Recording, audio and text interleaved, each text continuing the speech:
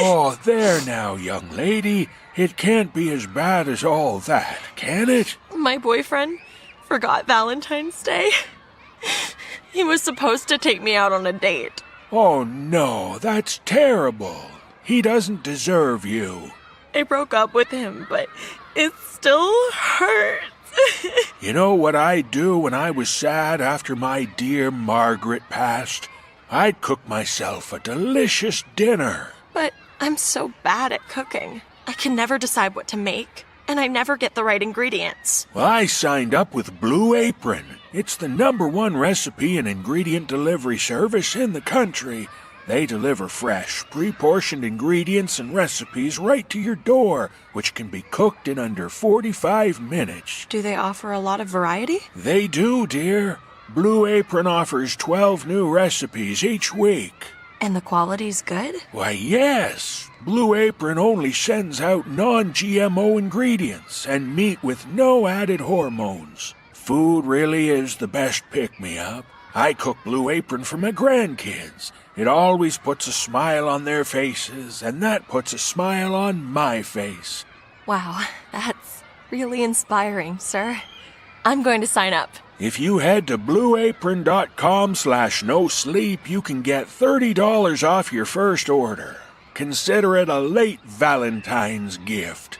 Sure is more than he did. Oh, when you eat Blue Apron's whole grain pasta and beef bolognese with romaine salad, you'll soon forget about that rogue.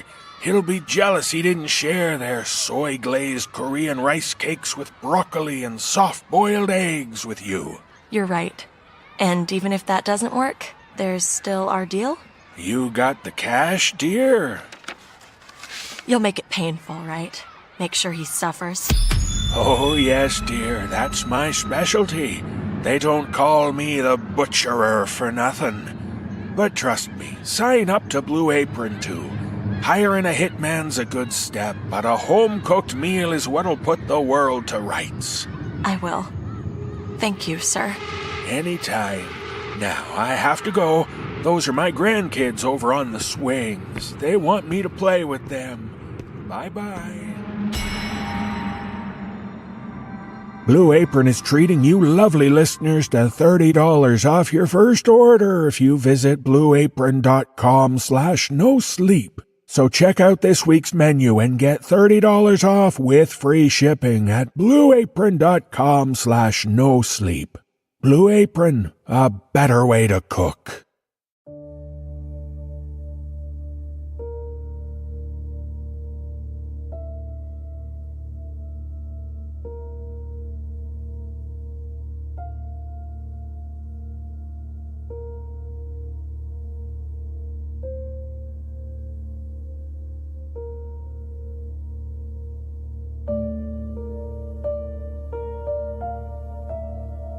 Welcome to the No Sleep Podcast and our Season 7 finale. On this special extended episode, we are proud to feature a story from author C.K. Walker. Ms. Walker's writing has produced some of the most enduring and terrifying tales we've had the pleasure of adapting for audio. Classics such as Room 733, Paradise Pine, and Blue Ridge. I would encourage you to add her collection of short stories, titled Cold, Thin Air, to your collection of ebooks or paperbacks, including its recently released third volume.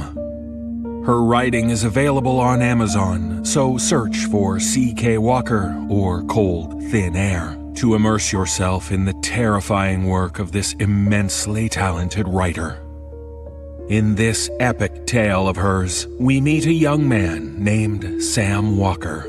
Sam and his family move to the small town of Drisking, where he quickly starts to learn the terrifying truth about a quaint urban legend in that small mining town.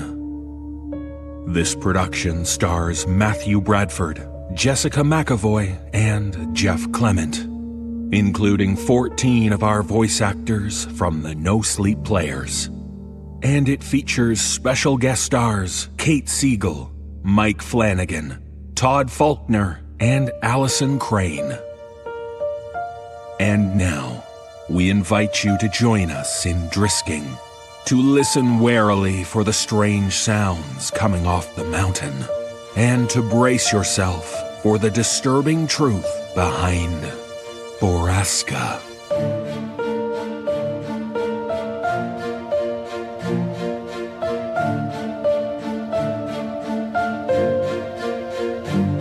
I was upset when they told me we were moving to some town out in the Ozarks.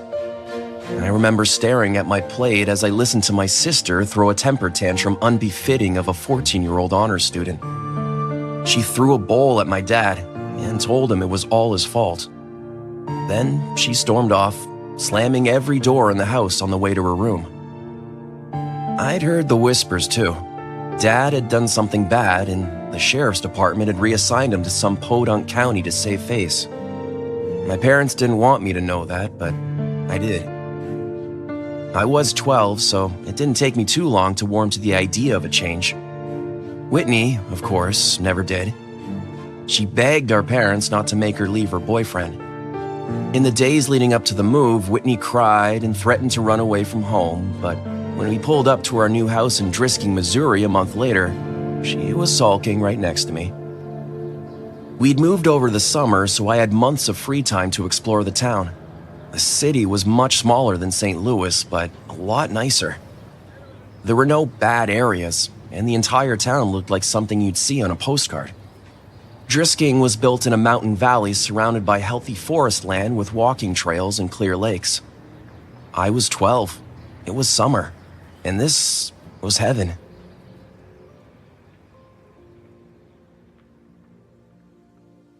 We'd only been living in Drisking for a week when our next-door neighbors came to introduce themselves, Mr. and Mrs. Landy and their 13-year-old son, Kyle. While our parents talked, I watched the Landys' lanky red-headed son hang out in the doorway and shyly eye the PS2 in the living room. Do you play? Not really. Do you wanna? I just got Tekken 4. Yeah, sure. And that afternoon, with the ease and simplicity of our age, Kyle and I became best friends. We spent the cool summer mornings exploring the Ozarks and the hot afternoons in my living room playing PS2. He introduced me to another kid in our neighborhood, a skinny, quiet girl named Kimber DeStero. She was shy but friendly and always up for anything. With my dad at work all the time, my mom consumed with new friendships, and Whitney locked in her room all day, the summer was ours to take. And take it we did.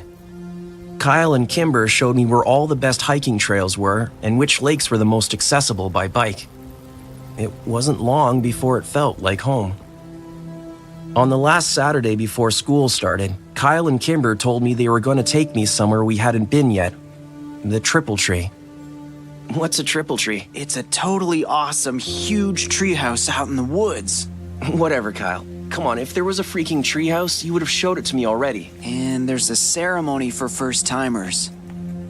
Kimber nodded eagerly in agreement, her dark orange curls bouncing off her shoulders. Yep, it's true, Sam.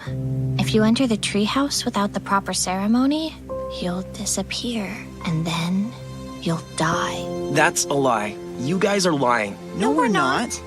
Yeah, we'll show you. We just have to get a knife for the ceremony, and then we'll go. Why do you need a knife? Is it a blood ceremony? No. You just say some words and carve your name into the Triple Tree. Yup, it takes like 1 minute. And it's a really cool treehouse? Oh yeah. Okay, I guess I'll do it then.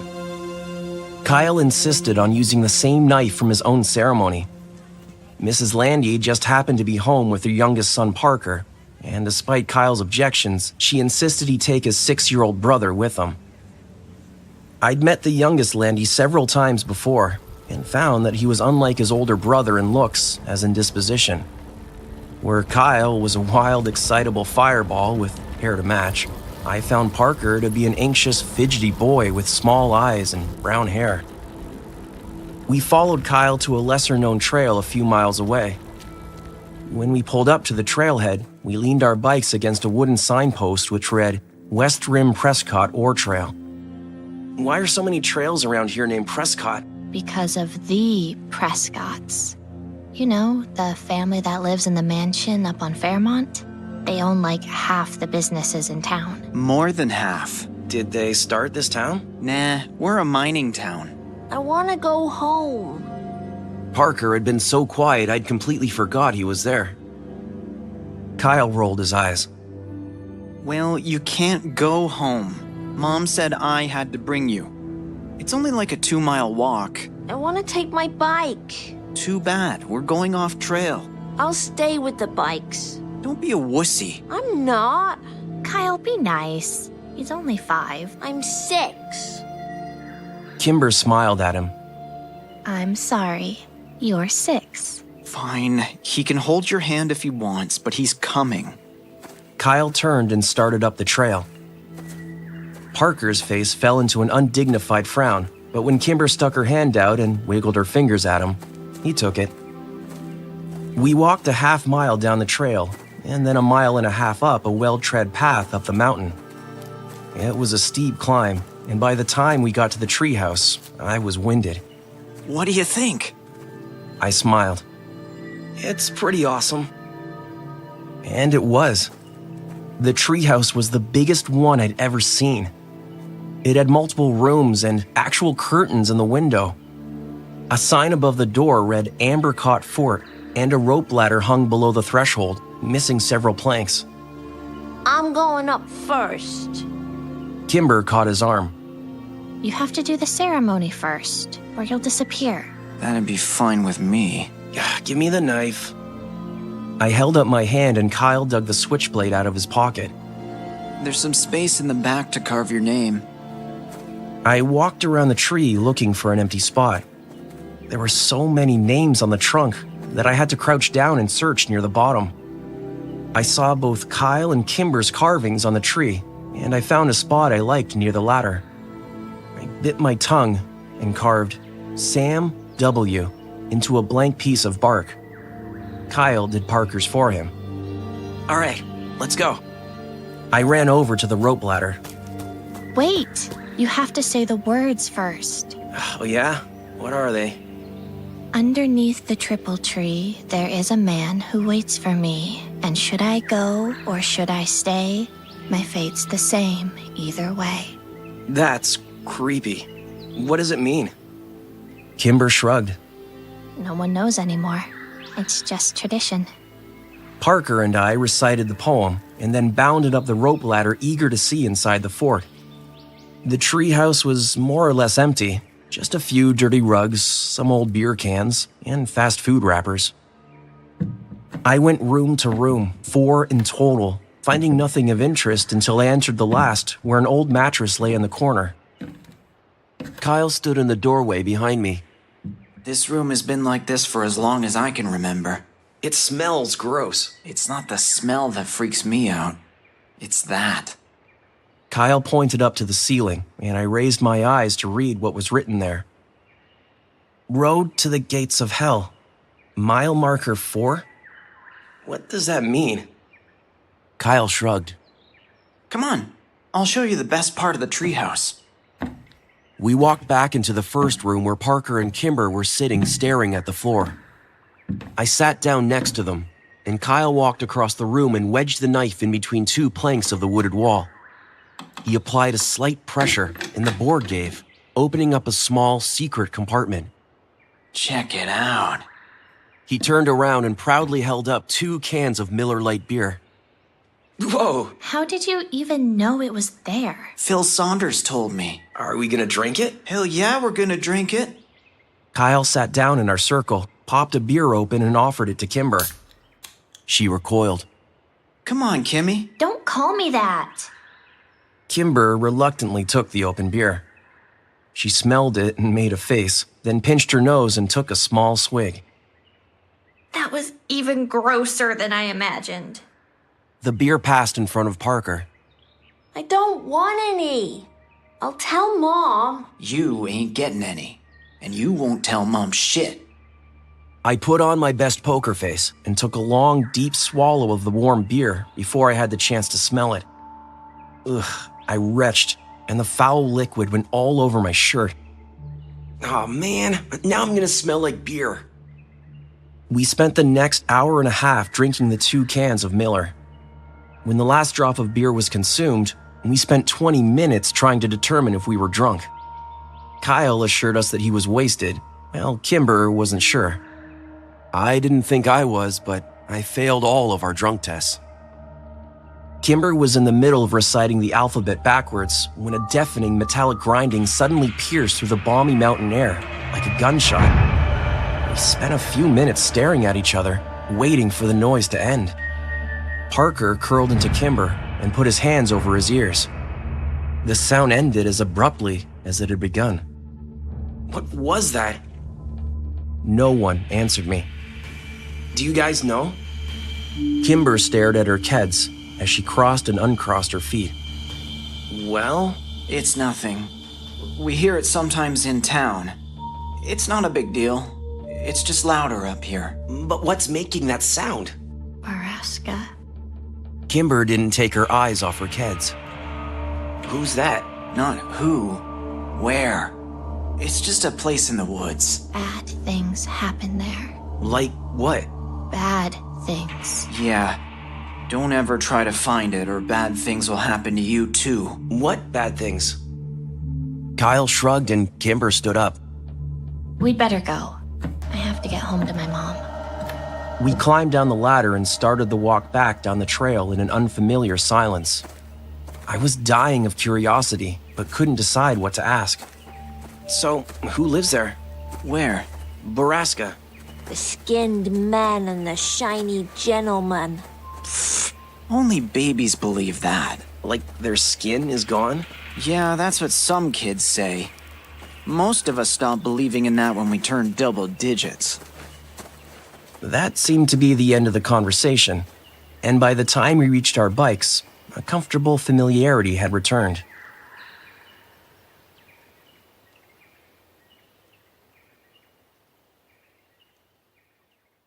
By the time school started, I'd completely forgotten about Borrasca. I was much more worried about being late on my first day. Kyle and Kimber were already waiting at the flagpole when I arrived a few minutes late. Dude, you almost missed the bell. I know, sorry. Whose class are you in? Kimber was wearing a red sweater and leggings with frogs on them. Her curly orange hair was brushed into ringlets and her lips were pink and shiny.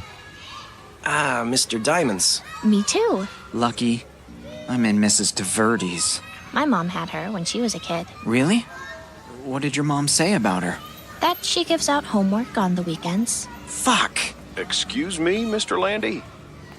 I immediately recognized the tall man that had appeared behind Kyle. Sorry, sir. I meant, dang. Hi, Sheriff Clary. Even though I'd only met him a few times, I really like my dad's boss. Hello, Sammy. Excited for your first day? Sheriff Clary crossed his arms in front of him and widened his stance imposingly, giving me a wide smile. Yes, sir. And then added lamely, What are you doing here? I'm giving a presentation to the 4th graders about school safety. I smiled. Cool. Sheriff Clary gave Kyle one last warning look and then walked away. I turned to Kimber and found an empty space that smelled slightly of strawberries. She took off. She is annoyingly on time for everything. As if to illustrate his point, the bell rang. I walked into class and smiled when I saw that Kimber had saved me a spot at the back. Mr. Diamond, a short, round man of 40 or so, nodded at me when I came in. Mr. Walker, I presume? Yeah. Welcome to Drisking Elementary. I rushed past him to the desk next to Kimber. Kimber spent the morning introducing me to other kids in our class. Most of them were nice, if sort of underwhelmed by me. They said their hellos and asked where I was from. The conversations usually ended with an unimpressed, okay. A group of girls sitting near the front snuck looks at me all morning and snickered to themselves. I asked Kimber who they were, and she just shrugged. During our second break, they approached me at the pencil sharpener. A girl with dark hair spoke first. Are you friends with Kimber DeStero? Yeah. I looked over at Kimber. She was watching me with worried eyes. Are you related to her? No. I didn't think so, because you don't have orange hair. A second girl with an oddly round face spoke. You don't have to be friends with her, you know. I want to be friends with her. A third girl lurking behind the other two snorted. She had pretty auburn hair and a rude upturned nose. You're going to be very unpopular here. Better than being a bitch. Rude nose and round face gasped, but dark hair smiled. We'll see. The three returned to their corner of the room. I sat back down next to Kimber. What did they say? They said you're too pretty, and that you make them look ugly in comparison. They want us to stay away from them. Liar. But I could hear the smile in her voice.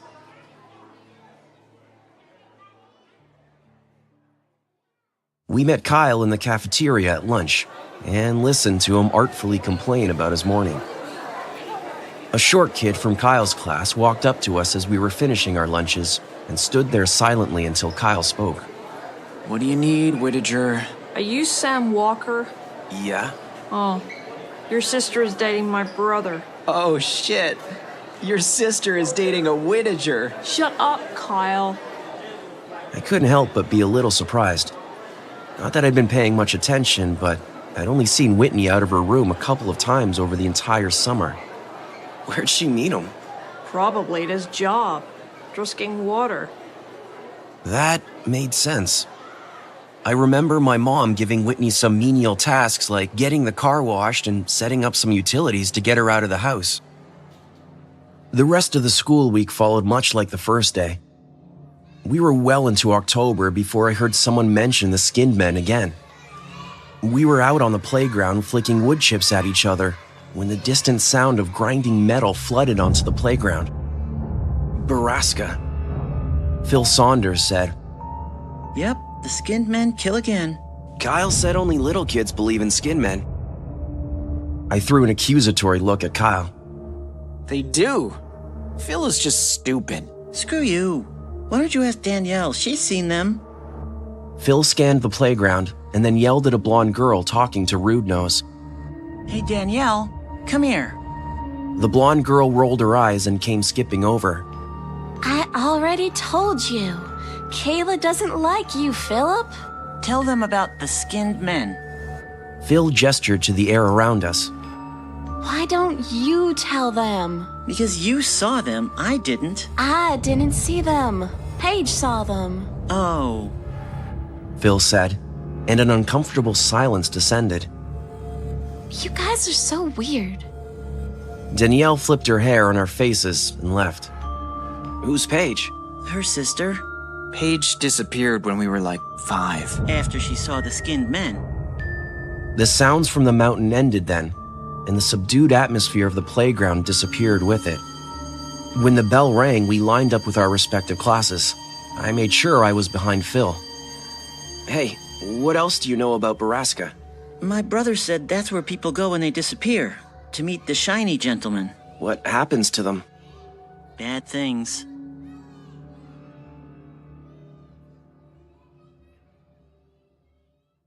It wasn't until Christmas break that I heard Borrasca again. It was December, and there was a thick blanket of snow on the ground which only amplified the noise coming off the mountain. From my room, I watched my dad's cruiser pull up and went downstairs to meet him. I passed my sister's door on the way down and heard her giggling in that annoying teenage way, and I cringed. I hoped Kimber never got like that. Hi, Dad. He stomped the snow off his boots and smiled. Sammy, how many years has it been?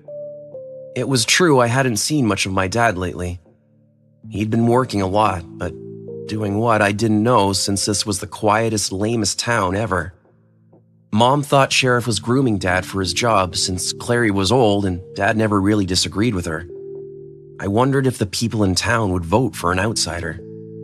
Do you hear that noise? What am I, deaf? Do you know what it is? You know, I asked the sheriff the same question, and he told me it comes from private property up in the Ozarks. Is the property called Borrasca? I have no idea. Borrasca? Where'd you hear that? I shrugged. Kids at my school. Well, it's nothing to worry about, Sammy. Probably just some logging equipment. But have you heard that word before? No, I have not heard that word before. Have you ever heard of the skinned men? Skinned men? Good God, Sam. Is your sister telling you these stories? No. Whitney? No, Dad. Whitney doesn't even talk to me. I heard a door creak open, and Whitney peered over the railing, phone in hand. Are you trying to scare your brother? Dad, no. Whitney laughed. As if I'd waste my time. You aren't telling him stories about skinned men? No, Dad, I told you I heard it at school. He gave us a look that said he didn't believe us, and walked into the kitchen. Whitney stuck her tongue out at me. Real mature, Whitney. I yelled up at her, but she was already gone. I'll tell Dad about your boyfriend.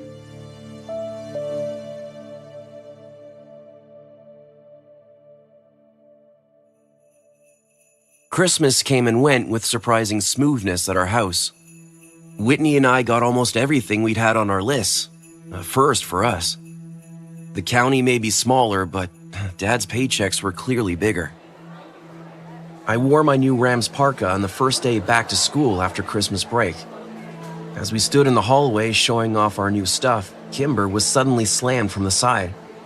Kyle caught her before she fell, and I spun around angrily to see dark-haired girl, whose name was Phoebe Dranger, laughing and walking away with round face. You guys are assholes. Jerks. Don't sweat those girls, Kimber. Nobody likes them. People are just nice to them because they're related to the Prescotts. Kyle tried to give her an awkward pat on the back, but Kimber turned away from him and ran in the opposite direction. I hate those girls. I know. They're bitches. I'd better get to class and make sure they don't try to talk to her. There's an assembly this morning.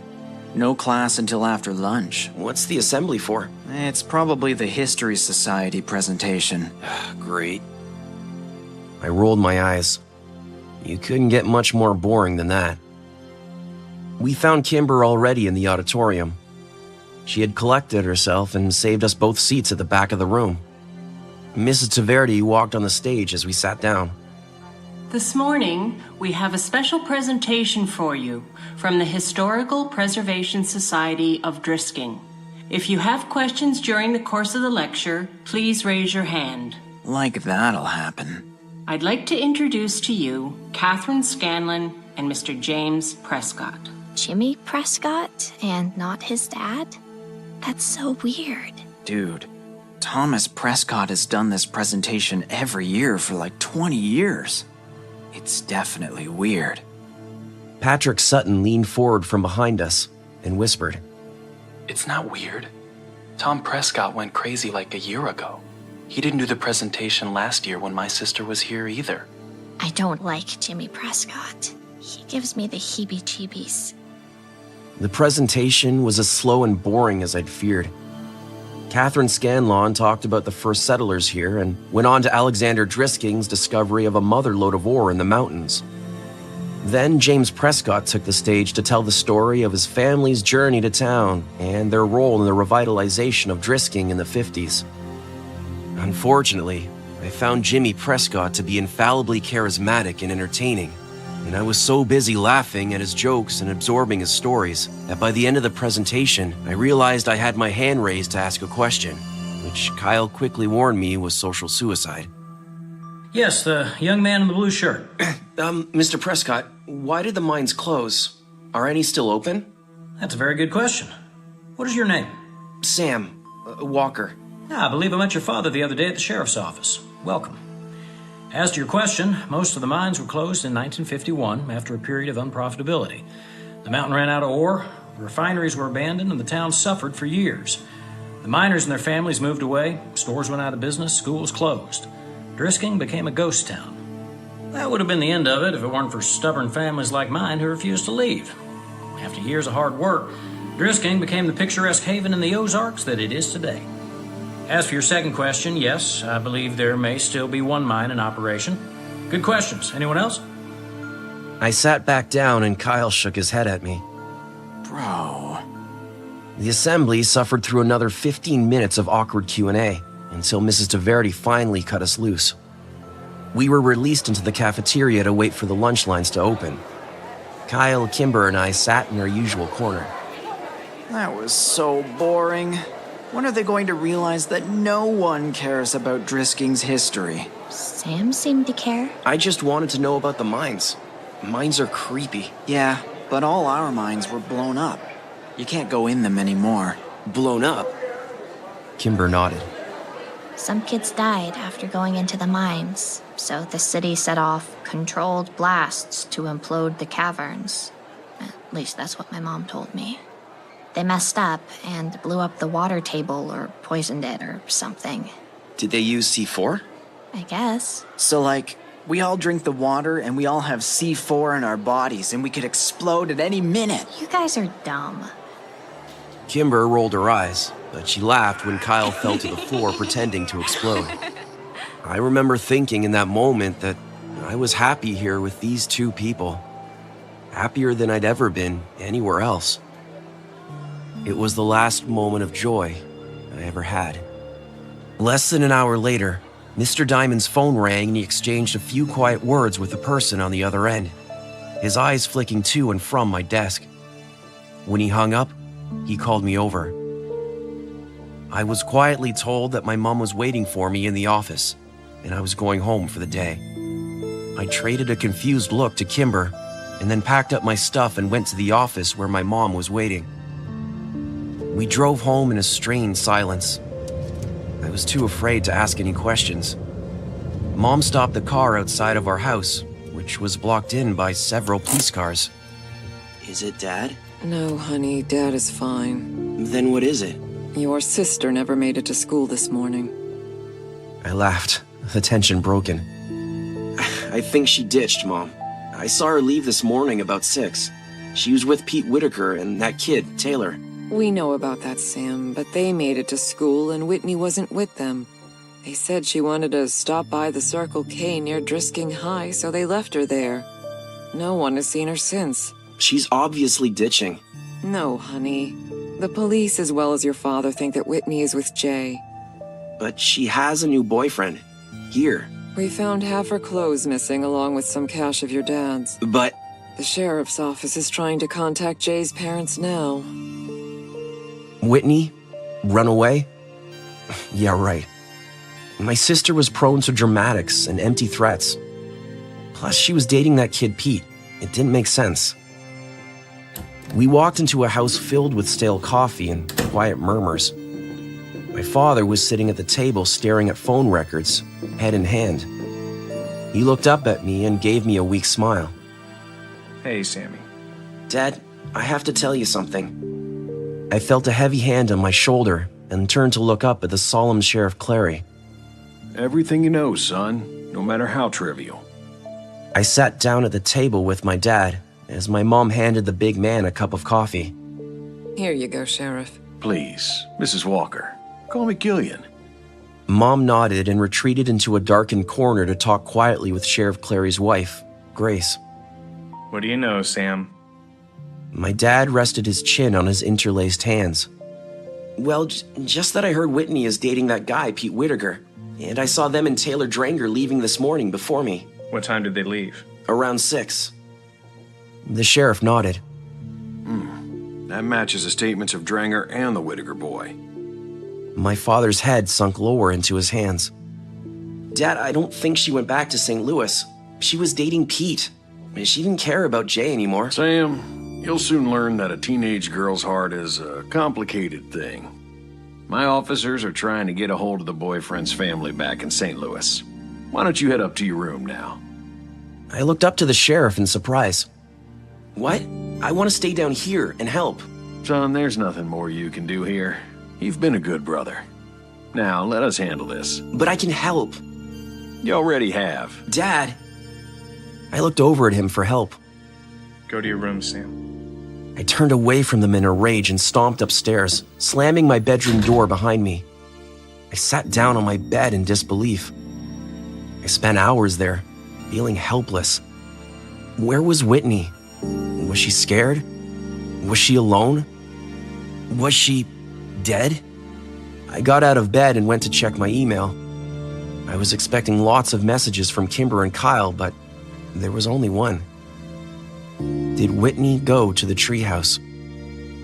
I stared at the computer screen for a long minute, Kimber's words from last fall tumbling around in my brain. If you enter the treehouse without the proper ceremony, you'll disappear, and then you'll die. I didn't buy that Whitney had gone to Circle K that morning, and I especially didn't believe that she'd hitchhiked out of town. Nothing they were saying made sense if you knew my sister. But maybe this did. Maybe she and her boyfriend went to the treehouse to make out or something, and maybe he'd left her there. Maybe she'd gotten lost. I went downstairs and snuck my bike out of the garage to ride the 3 miles to the West Rim Prescott Ore Trail. When I pulled up to the trailhead, I was surprised to see 2 bikes already locked to the signpost and my 2 best friends sitting in the snow next to them. I knew you'd come. Kimber jumped up to hug me. I said nothing and they didn't push. Kimber pulled my scarf tighter around me and we started up the trail. The silence between us stretched, but comfortable. I trudged through the snow looking for the shoe prints of Whitney's wretched Ugg boots, but the snow was coming too fast to see. The hike up the mountain was harder and wetter than when we'd come up in the fall, and when Ambercott Fort finally came into view over the ridge, it was a welcome sight. The sun was getting low. I stumbled as I ran up to the tree, calling Whitney's name to the quiet wild. Kyle was right behind me and leapt onto the rope ladder, climbing quickly up the planks. Kimber quietly said my name from where she stood at the triple tree. I ran over and followed her finger to what I already knew was there. It was freshly carved. Whitney W. My breath froze in my chest, and my vision blurred. As the sun took its last desperate breath before plunging into the deep of the horizon, a deafening metallic whirl rang out from the wilderness and spilled down the mountainside.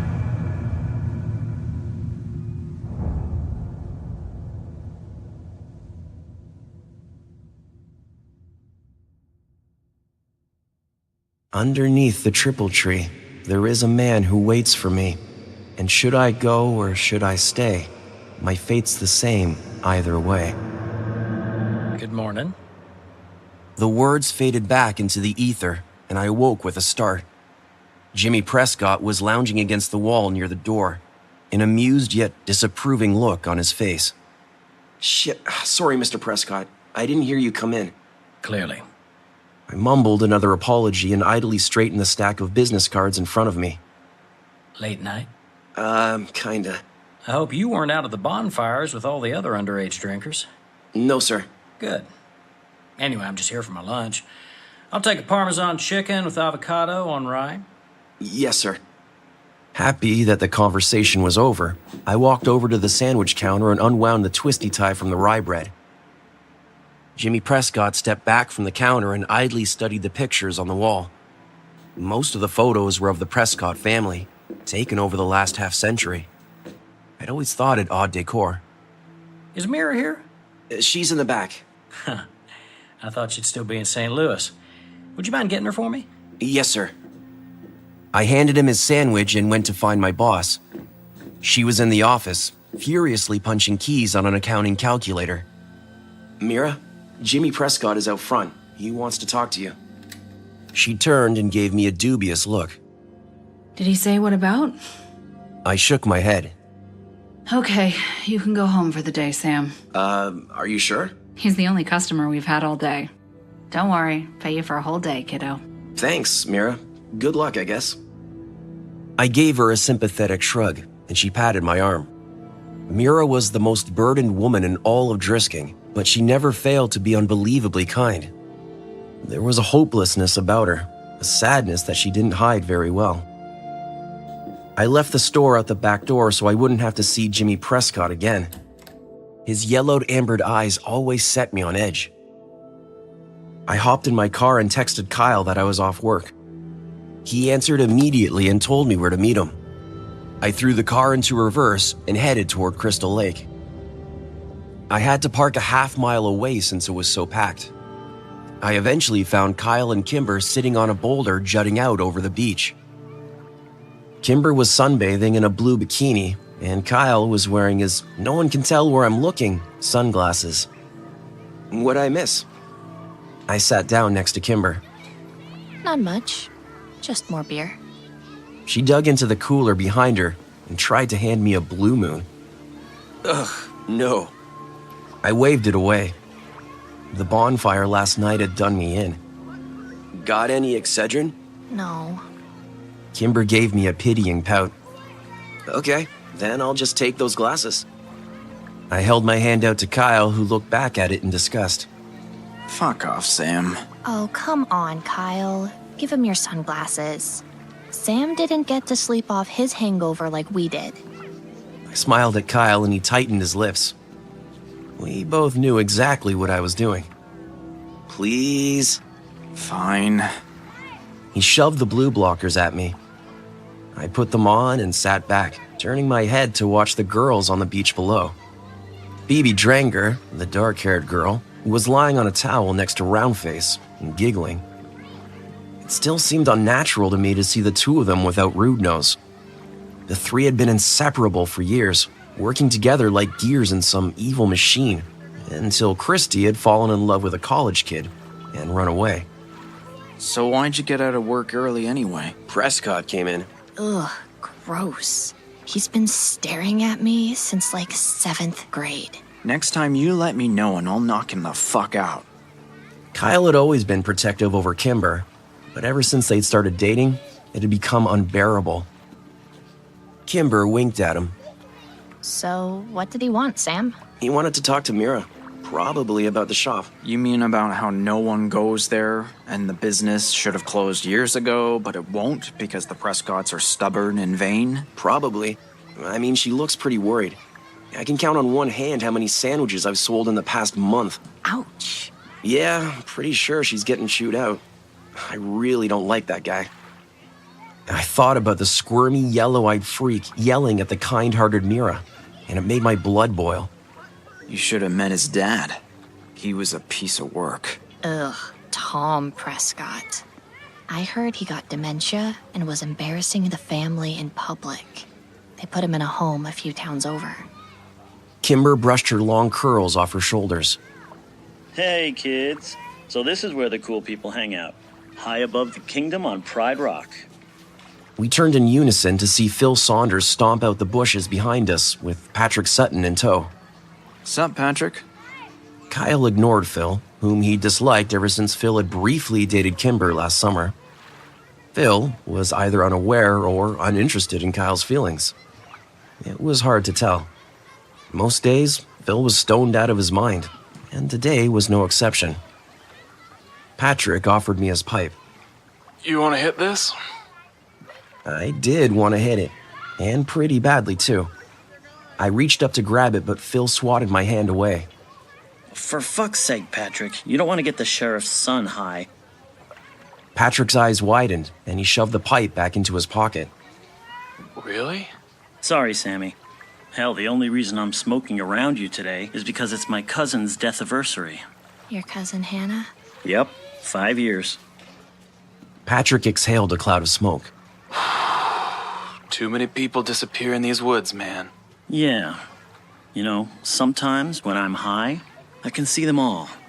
And I feel like I know the answer to the mystery. Like I'm close to solving it. I see the puzzle put together in my mind, but I can't tell what the picture is, you know? You're fucking high, Saunders. We all are, man. We all are. Everyone in this town is drinking the Kool-Aid. Kimber raised an eyebrow at him but said nothing. Well, not the dead kids. I can see what they looked like before they went into the ground. Or is it the grounder? I see them all. Hannah, Paige, Jason. Hell, I even see your sister, Walker. Kyle, who I knew had been monitoring the conversation for any mention of Whitney, sat up quickly. Nah, the Walker girl ran away. Remember? I saw Kyle and Kimber exchange a quick look as I tried to remain impassive from behind the blue blockers. That true, man? And there it was. I knew Kyle and Kimber had always wondered what I thought about Whitney, and if I ever truly believed the official statement that she and Jay had run away together. But they never brought it up. I wanted to talk to them about it, but I just couldn't. Everyone thought that I'd spent the last 5 years quietly grieving, and that I'd likely put it all behind me. The truth was that I'd never given up on Whitney. I'd waited years for Jay to show up on social media, and when I finally found him last year, I'd been devastated. I'd always hoped the official report was true and that Whitney was somewhere far away from here, alive and happy with Jay Bauer. But his Facebook page showed a thriving college kid, his ex-girlfriend Whitney, the furthest thing from his mind. When I'd brought the evidence to my dad, he'd read the pages I'd printed off and then shut the door to his office with me on the other side. I heard him crying in there for hours as I waited for word that he'd reopened the case and was bringing the smackdown to the Butler County Sheriff's Department. But he'd emerged with a dry face and a grim expression. Justice had never come, and he never mentioned Jay Bauer again. For whatever reason, I never told Kyle and Kimber about the incident.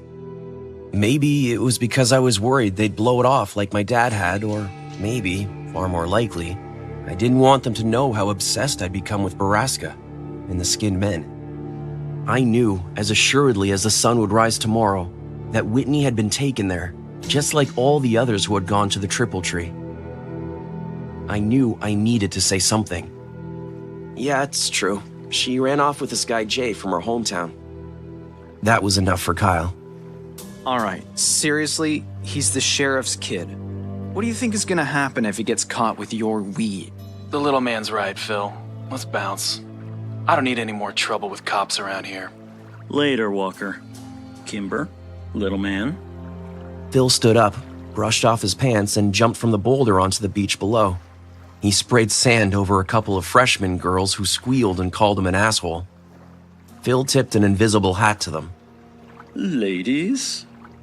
Patrick followed him off the rock, and as I watched them make their way down the beach, I became aware of the conversation going on behind me. I didn't say I wanted to go. I said I had to go. But it's Sunday. I know, but my parents have been fighting a lot, and I don't want to leave my mom alone too long. I thought she was doing better. A little, but she's still depressed, Kyle. Do you want to stay over at my place tonight? Kimber's voice dropped into a whisper. I don't think I'm ready for that, Kyle. No, wait, that's not what I meant. I'd sleep on the pullout in the basement, and you would have my room. My parents love you, you know. I know. I just want to be there for my mom right now. But thank you, sweetie. And then, the disgusting sound of my best friends kissing. Ugh, on that note, I'm out of here too. I stood up and gave them both a shaming look. Oh, come on, Sam. Don't be jealous. We'll find you a girlfriend someday. I really don't need your help with that. I glanced down the beach to where Emmeline Adler was sunbathing. I'll see you guys tomorrow. Last week of school. Thank God. It was the last Monday of the school year, and while I should have been thankful my junior year was ending, I wasn't. The summer meant no distractions and even more hours of boredom at Prescott Artisan Sandwiches. But I wasn't looking forward to tomorrow for another reason. Junior Ditch Day. My dad had found out about the tradition several weeks before and had warned me to set a good example. Sometimes I really hated being the son of the county sheriff. Kimber and Kyle were sympathetic and had offered to share in my misery. I, of course, had accepted, much to Kyle's dismay. As expected, my dad was waiting for me when I got home. We shared a brief, strained conversation about our respective days, and then he finally got to it. Remember, Sammy, we're cracking down on truancy this year. I want to see you at school tomorrow. Yeah, I got it, Dad. And I hope I won't see Kyle's name cross my desk either. You know it's a tradition. Even the teachers sort of encourage it. On Friday, they said it's sort of... I don't care what they said, Sam. I'm your father, and I want my son in school. Well, I can't control what Kyle does. But you can control what you do. I didn't answer, and Dad sighed. It's almost over, Sam. Just get through these last few days, and you can be done with school for a few months. I shrugged and walked out of the kitchen, ending the conversation. I passed by Whitney's door on the way to my room. As usual, the light was on, and silence was behind it. Mom was always in there, doing God knows what. I walked to my own room, shut the door behind me, and locked it.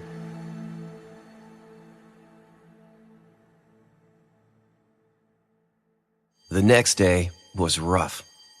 There were a few other kids that hadn't skipped school, and the looks they shot me made it clear that my dad was the reason they were there. Kimber, great friend that she was, happily went to her classes like it was a normal day. Kyle attended all of my classes with me. The teachers, looking forward to an easy day, couldn't have cared less. Just before lunch, an officer came around to all the classrooms and asked for copies of the attendance sheets. Dad really wasn't kidding about cracking down this year. I was gonna get shit from people all summer. At lunch, Kyle and I went to my car to smoke. Usually, we were concealed by dozens of pickup trucks, but today we were out in the open. Kyle didn't seem to care and pulled out his bowl. "Did you text Kimber?" Yeah. He let the smoke sit in his lungs before he blew it out all over my dashboard. She went home at third period. Her mom called. Doesn't her mom hate you? I took my turn with the bowl. Yeah, but that's a fairly new development. Only since Kimber and I started dating. I'm pretty sure she always hated me and just hid it better before. Now she's all depressed and doesn't give a shit. It was hard to picture anyone hating Kyle. I hit the pipe again. Hey man, let's not even go back today. You think? Yeah, I mean, you put in 4 periods, you've been a good son, and they've already come around and collected the attendance sheets. You're fucking baked, Kyle. Seriously, let's go. It was hard to argue because Kyle was right. And if I left now, I'd have enough time to go to GameStop before work. Fuck it. I turned the key in the ignition. Kyle sat up in his chair and rolled down the window to clear out the smoke. Can you drop me at Kimber's? Sure, but how are you gonna get home when her mom kicks you out? Kyle rolled his eyes. That was one time. GameStop didn't have what I wanted, and neither did Prescott Games and Media. Since I had nothing else to do, I decided to show up early to work in hope that Emmeline would be there. Only the 3 of us worked at the shop, and sadly, I never got to see her since she worked the shifts I didn't. Sad because she was the reason I'd applied to work there in the first place. I went into the back to tell Mira I was there and found her slumped over a pile of receipts. This wasn't an unusual way to find Mira, but something seemed different today. I immediately felt a disturbance in the force, but before I could quickly retreat, she sat up. She was crying. Are you, She quickly wiped her eyes. I'm sorry. Is it 4 already? No, I just thought maybe if I came in early. Oh, right, it's your ditch day. Sorry. Really don't understand it, Sam. This store has been operating in the red ever since I was hired to manage it. What am I doing wrong? I don't know. No one comes in here, ever. And Jimmy refuses to let me post advertisements, says they're unsightly. But how does he expect me to pull in business? I had nothing. I just shook my wide-eyed head at her. Sorry, Sam. Go ahead, go out to the front. She didn't have to tell me twice. The front didn't end up being much better. I could hear Mira crying over the store's dated music track. Her sobs went from painfully audible to muffled whimpers. After half an hour, I couldn't take it anymore. I was entirely unequipped to deal with a woman's emotional breakdown, so I decided to call Mira's husband, Owen. He answered on the second ring. I breathed a sigh of relief when I heard his truck pull up outside and saw the tall, girthy Owen step out. I'm sorry to call you at home, Mr. Daly. I didn't know what else to do. That's okay, Sam. You did the right thing. He looked haggard, as if the situation wasn't new to him. Is she okay? Yeah, we're just going through some things. Owen ran a hand through his hair. Has Mira told you about her, appointments? No. Well, we've been trying to have a baby for a few years. Painful years. It's just so goddamn important for her to have a baby. Did you know she blames me for our fertility issues? He walked around the room, glancing at the pictures on the wall and talking to the air. I understand why it's important to her. I just don't understand the obsession with it. You know? Because she's the last McCaskey on the planet? I mean, does she even realize that our baby wouldn't be a McCaskey? He'd be a Daly. Never marry a woman with 4 dead uncles. The obsession with lineage and... 4 dead uncles? Yeah, you know, the famous ones. The 4 brothers who died in the Drisking mines. Well, see, that only left her dad. And her parents were only able to conceive her, which leaves her as the last McCaskey. So of course you can see how this is all my fault. I looked at him blankly, and he sighed. I'm sorry, kid. These problems are way over your pay grade. With our medical issues and Mir's absolute abhorrence to our other option, I just... How did they die? I was desperate to talk about anything else. The McCaskey boys? I don't really know. They died on the mountain somewhere. Have you heard of the Skinned Men? Skinned Men? Yeah. I don't think so. What about Borrasca? Owen Daly squeezed his eyes shut and pushed in on his temples with his fingers. What? What does a Borrasca have to do with anything? Owen? Mira's voice squeaked from the doorway. Baby, are you okay? Sam called the house. I want to do it. You do? I called him. His eyes flicked over to me. Sam, why don't you take off for the day? Mira and I will handle things here. Okay. Yeah, I bolted for the door. Once I was out of the parking lot, I called Kyle. Weird shit is going on in this town. What happened? I can't explain it over the phone. Where you at? I'm at Kimber's. Are you off work? Yeah. Can you come get me? When I pulled up, Kyle was sitting on the curb outside Kimber's house. She came out when she saw me and gave Kyle a hug. I'm so sorry. She's really upset today. She wouldn't even let me leave the house to sit with you. It's okay. Don't worry about me. I just wanted to make sure you're okay. I'm okay. And my dad will be home soon. Text us when he gets home, and we'll come get you. I wish I could, but I'm babysitting tonight until 7:30. Kyle and Kimber hugged goodbye, and then she rushed back into the house as something crashed inside. So what's going on? You're still wearing your apron, you know. I peeled it off. Mira had a breakdown. Really? What happened? I told Kyle the full story, paying particular attention to the 4 uncles. Yeah, the McCaskies. I've heard of them. Didn't know Mira was one, though. I thought they were all dead. Yeah, I guess she's the last one. Do you think the McCaskey deaths have anything to do with all the disappearances?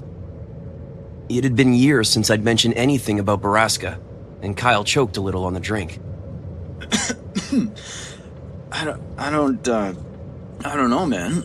I mean, maybe if the disappearances started after they died. How can we find that out? Ask your dad. There have to be police reports. What if I can't ask my dad? I don't know then. What about records? The Historical Society people, maybe? Yeah, we can try them. They're over on 2nd. They share an office with Drisking Arts and Antiques. I made a U-turn and started back toward town. Hey, Sammy? Why do you care about this? I'd known the question was coming, but I'd hoped to have more answers myself before giving him one. It's just about Whitney. Kyle didn't ask anything more. The Historical Preservation Society was at the back of the antiquities shop, and the owner, a stone-faced Mr. Dranger, eyed us warily as we walked through his store. At the end of the hallway, we found a small room with 2 desks pushed together. They were stacked high with books and folders of loose paper. We could hear someone typing behind the stacks. I cleared my throat. Hello? A small woman popped up from behind the desk. I recognized her as the same woman who gave us the lecture in 6th grade. Hello. How can I help you boys? I have a few questions about Drisking's history, I guess. Oh, great. Is this for a report? Have a seat, boys. She gestured to the empty chair sitting behind the other desk. Kyle sat down, looking uneasy.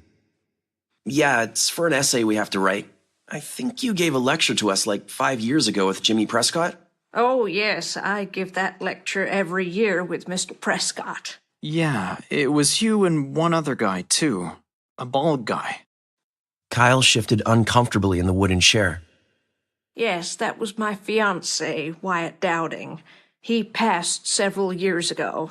Oh. So, Miss... Scanlon, but you can call me Catherine. I hated calling adults by their first names. Catherine, we want to know about the McCaskey kids? Catherine shook her head. Oh, a dark part of history there. But history, nonetheless. When did it happen? And how did they die? We don't know. I mean, they certainly perished in the mines, but their bodies were never recovered. I would think dehydration and exhaustion killed them within days of getting lost down there.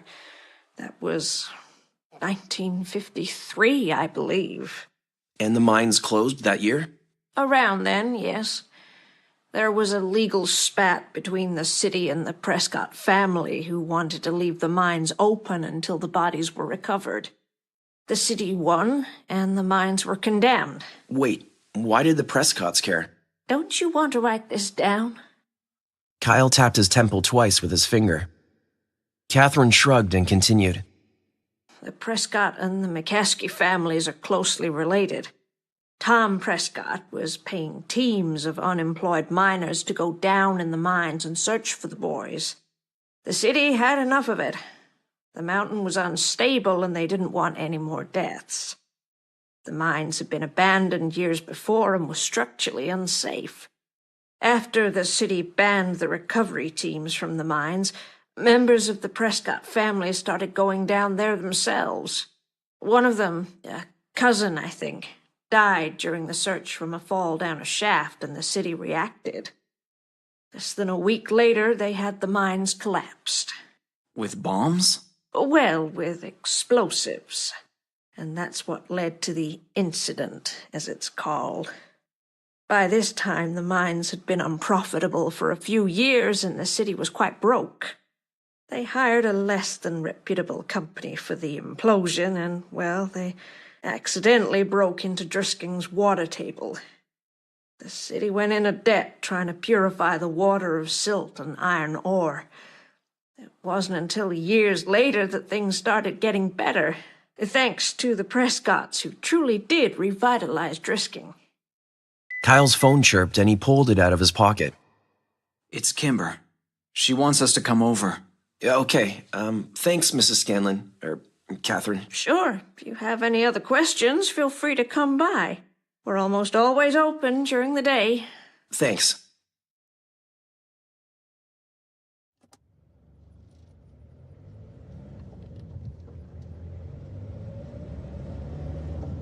So what do you think? I don't know. It's weird, isn't it? I mean, why would the Prescotts give a shit if the town suffers after they refuse to help them find their kids, and we're actively working against them? Maybe they forgave and forgot. Kyle shrugged. Does Jimmy Prescott seem like a guy to forgive and forget to you? Ugh. No. And his dad is even worse. Exactly. Maybe we should... Turn here. Sorry, Kimber's still babysitting and she's over on Amherst. When we pulled up, Kimber was out in the driveway with two young boys who were playing in the front yard. She was holding a sleeping baby and waving to us. We parked in the driveway and she introduced us to the two older kids. They gave us shy hellos and then ran off to continue their game. Once they'd left, we explained everything that had happened that afternoon to Kimber while she listened and rocked the baby in her arms. Well, Sam is right. That's weird. But why are we concerned about something that happened decades ago? Whitney. A flash of surprise caught Kimber's face, and she walked over to put the baby down in his playpen. She came back and pulled me into one of her famous, super comforting, not at all awkward, Kimber hugs. When she released me, she began to pace around the driveway. Okay, so we think Whitney somehow got involved in all of this, and you're right. If we want to find her, we need to start at the beginning. Phil was onto something. Every mystery in this town is one piece of a larger puzzle. It's all related. I think think we need to go to the source if we want answers. The source? Jimmy's dad. Tom Prescott? He's crazy. He's the horse's mouth, though, isn't he? Jimmy isn't likely to know half as much as his dad will. But as Kyle and Kimber argued, I watched the kids chase each other around the tree in their front yard. There was something carved in the bark. Words. Not unlike the triple tree at Ambercott Ford. I was too far away to read what it said. He got you, this game man got you. Now you have to die. Nuh-uh, Peter, I was touching the tree. No, you weren't. One of them got you, and now you have to meet the shiny gentleman. Nuh-uh. You're cheating. I shuddered and turned away from them. Where's the nut house? Is it close? It's not a nut house. It's more like a hospice. I heard he's at Golden Elm in Cape Girardeau. Kyle pulled out his phone. That's about 40 minutes away. I'll check the visiting hours for Tuesdays. Sam, do you work tomorrow? I work every day, but I'll get out of it.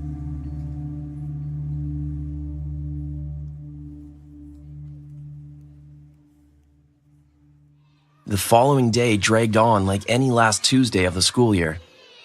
Most people talked about what they did with their ditch day, or complained about a cop showing up at their house to issue them a ticket while sliding less than pleased looks my way. When the final bell rang at 3:30, I grabbed my bag and booked it to my car. Kyle and Kimber were already waiting for me. The drive took longer than expected when I got lost in Cape Girardeau. The town was bigger than Drisking, and the streets weren't laid out with any sort of logic that I could see. By the time we arrived at Golden Elm, there was only 20 minutes left for visiting hours. We're here to see Mr. Thomas Prescott. Old Tom? Wow, he hasn't had a visitor since his son came in around Christmas. Oh, how lovely. I'll get someone to escort you. An orderly led us down a long corridor and pointed to a room at the end. He likes to read in the sunroom.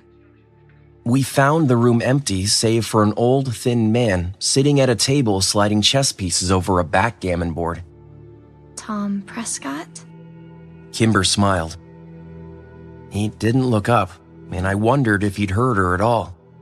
Kimber took a deep breath to try again, but the old man suddenly slammed his fist on the table.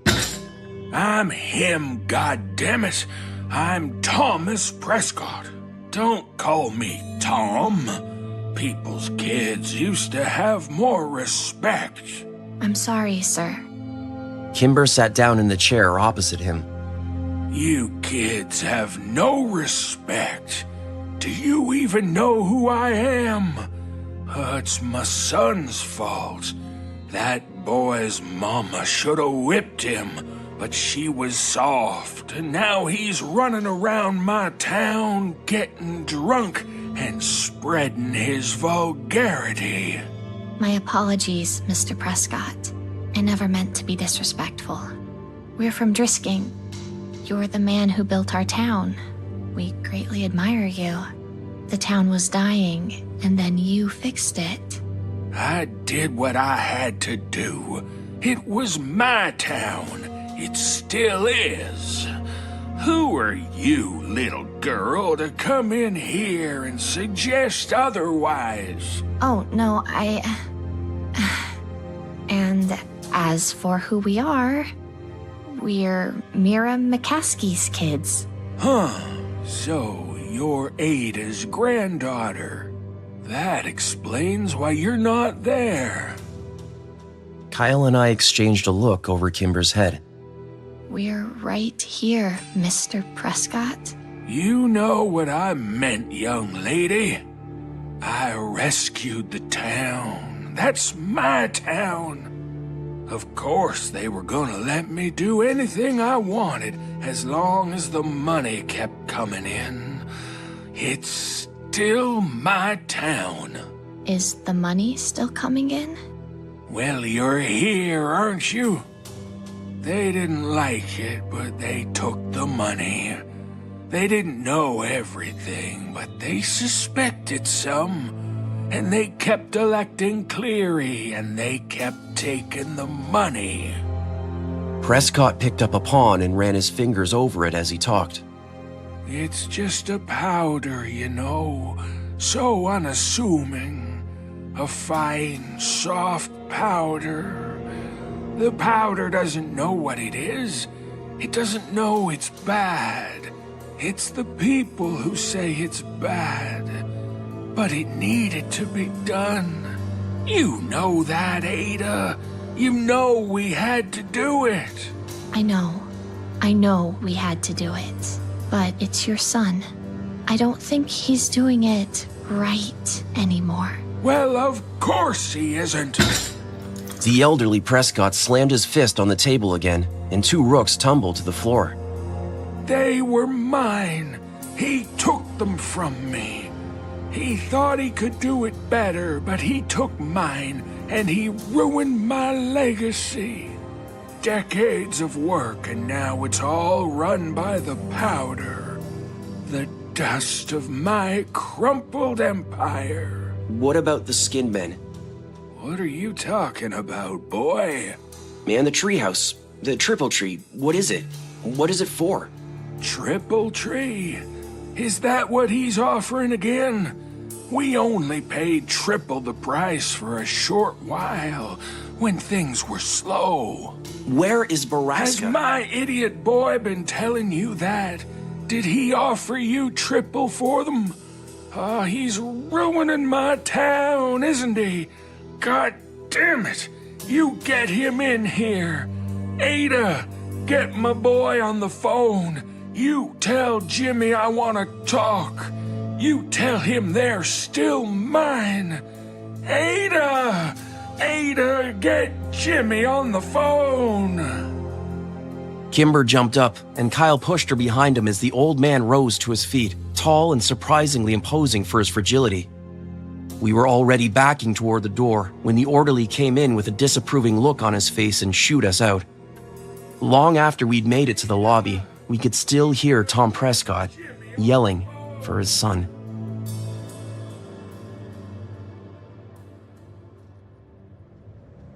The ride home was quiet, and I spent it trying to fit the pieces of the puzzle together.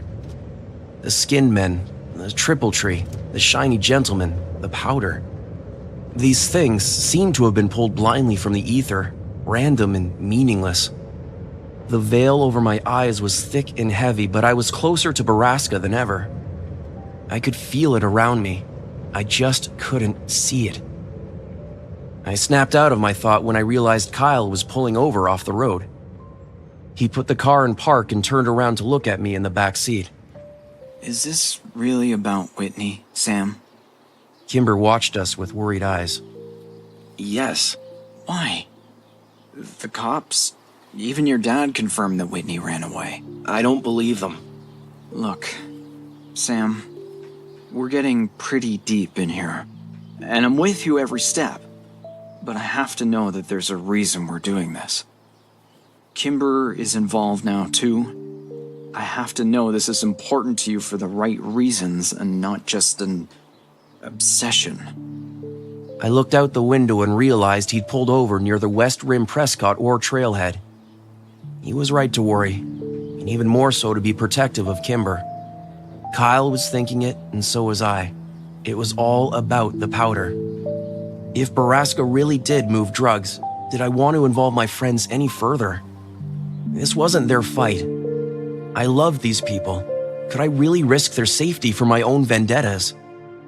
As much as I wished I could let them go, I knew I needed them in this with me. I have to know what really happened to Whitney. Kyle turned back around without a word, and Kimber placed her hand on mine. I jerked it away and crossed my arms, but immediately apologized. Kimber smiled in a forgiving sort of way. Kyle sighed. Sam. He was interrupted by the piercing ring of Kimber's phone. She scrambled for her cell to silence it, but when she saw the name on the screen, she quickly answered. Dad? What? Wait, what? What do you mean? Dad? Hello? No, wait, slow down. Hello? She took the phone away from her ear. Something happened to my mom. She's at the hospital. Her face was growing pale. Kyle threw the car in gear and screeched out of the parking lot. We made the 10-mile trip to the hospital in as many minutes, which was criminally fast on the surface streets. Kyle slammed on the brakes at the emergency entrance and I ran inside after Kimber. A deputy was already there waiting. He refused to answer Kimber's questions as he led us down the hall to her father. When the deputy swung the doors open, I saw my dad standing next to Kimber's, and I immediately braced myself for the worst. Kimber's dad took her in one direction, and my dad and I went in another. Before he said a word to me, I saw Kimber crumble to the floor on the other side of the room. I looked at my dad for confirmation, and he gave me a sympathetic nod and pulled me into a hug. We sat down in a corner, and I stared at my hands as he quietly explained that Mrs. DeStero had gone grocery shopping at around 1 o'clock, come home, put the groceries away, made 2 lasagnas and a meatloaf and put them in the freezer. Then she got in her car, drove to the hospital, parked in the shade, took the stairs up 7 floors to the roof, and jumped off of it. She lived long enough to apologize to the EMT who found her. I watched Kimber wail from across the room as her mother's body grew cold in the morgue beneath us.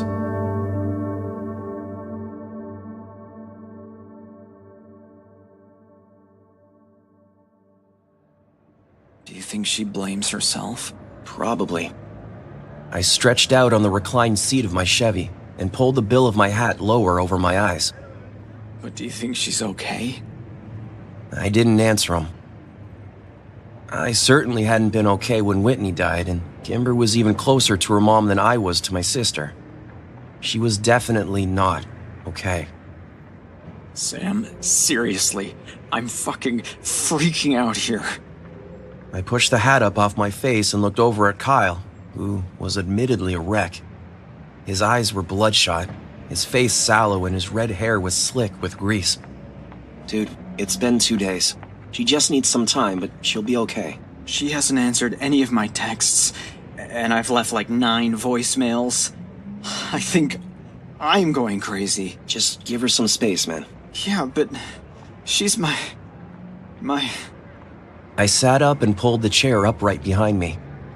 Look, Kyle, I know you want to help Kimber. I want to help Kimber.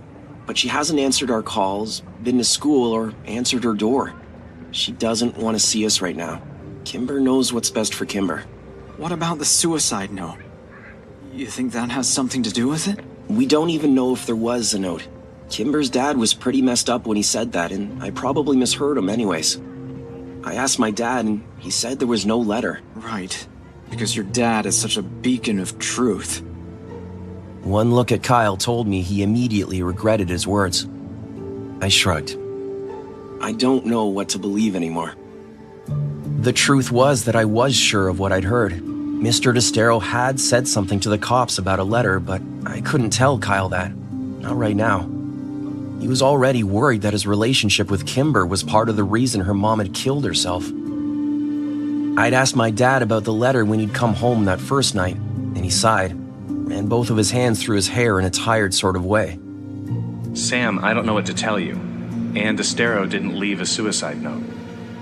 With our best friend in mourning and our investigation on hold, Kyle and I had been existing in sort of a suspended state.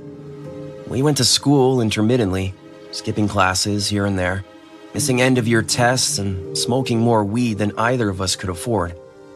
Without Kimber there to keep us in line, we were lethargic, brooding, and irresponsible.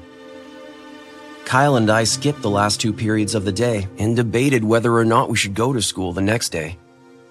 We finally decided to show up for second period, which was fortunate because Kimber showed up in biology. I had my head down on my desk, resting on my folded arms, when I felt a meek hand pat my shoulder.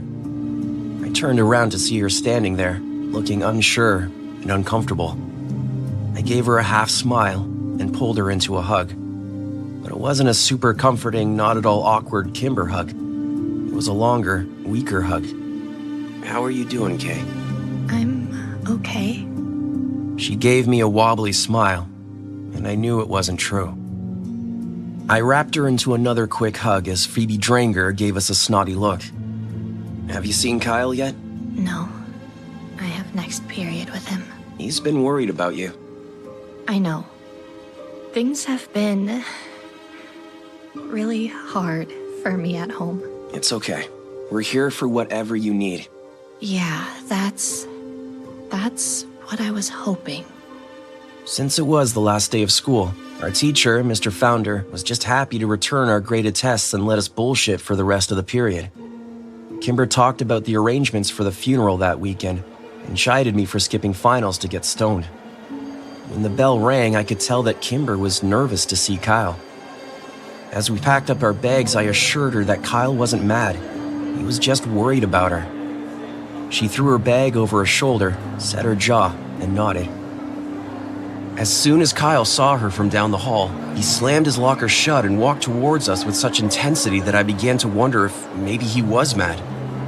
He pushed past a dozen people without so much as glancing at them and left an annoyed crowd in his wake. When he finally reached us, Kyle threw his backpack against the wall and drew Kimber up into a protective hug, and then kissed her.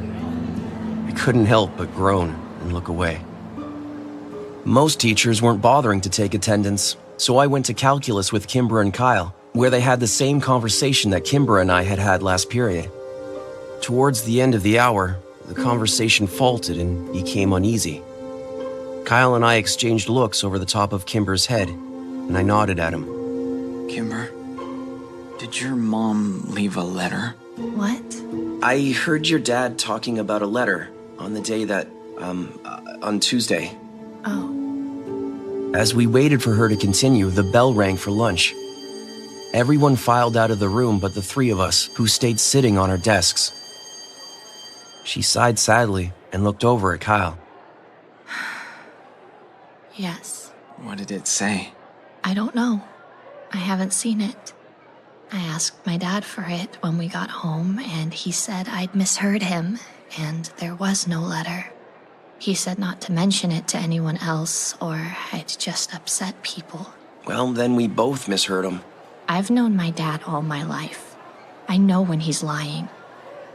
People started to filter in for the next period, sliding sympathetic glances at Kimber. Since it was our lunch hour, we gathered up our things and walked out to my car. I sat in the back seat, letting Kyle and Kimber take the front. Kimber took a deep breath and continued. I know my dad has a letter, and I know it contains the name Prescott. Prescott? Yet somehow, I wasn't surprised. That family was the axis around which everything evil spun. How do you know it says Prescott? I heard my dad reading it once. I think he reads it a lot, actually. He was sort of sobbing and whispering the words and throwing things in his bedroom. He hasn't been well. Do you think she was having an affair with Jimmy Prescott? Kyle desperately wanted to confirm that his relationship with Kimber hadn't been the cause. I shook my head. I'm guessing you need to think bigger than that, Kyle. I agree. With everything we know about the Prescotts, I'm pretty sure this isn't about an affair. It's all connected, don't you think? My dad was the love of my mom's life, but she only left a letter for me. I think that somehow I'm the one she wronged, not him. Does that make sense? I think she did something to me. Kimber's voice broke over the last sentence, and Kyle pulled her over, kissed the top of her head, and whispered words to her that I couldn't hear. I gave them a minute. So we need to get the letter. Yes. Kimber's voice was still wobbly. How do we get it? If it's in his bedroom, we just need to wait until her dad isn't home. You don't think I thought of that? He never leaves his room. Not since we got home from the hospital. Not even to eat. So we need to get him out. No, we need to get me in. Tomorrow is my mom's funeral, and half of Drisking will be there, including my dad. I need to leave without him noticing, and run home so I can find it. Okay, that's easy enough. Without my dad noticing. We both nodded but stayed silent because it looked like Kimber was weighing something more. My dad, he's been very cold, and I think he blames me. Can you guys help me? Absolutely.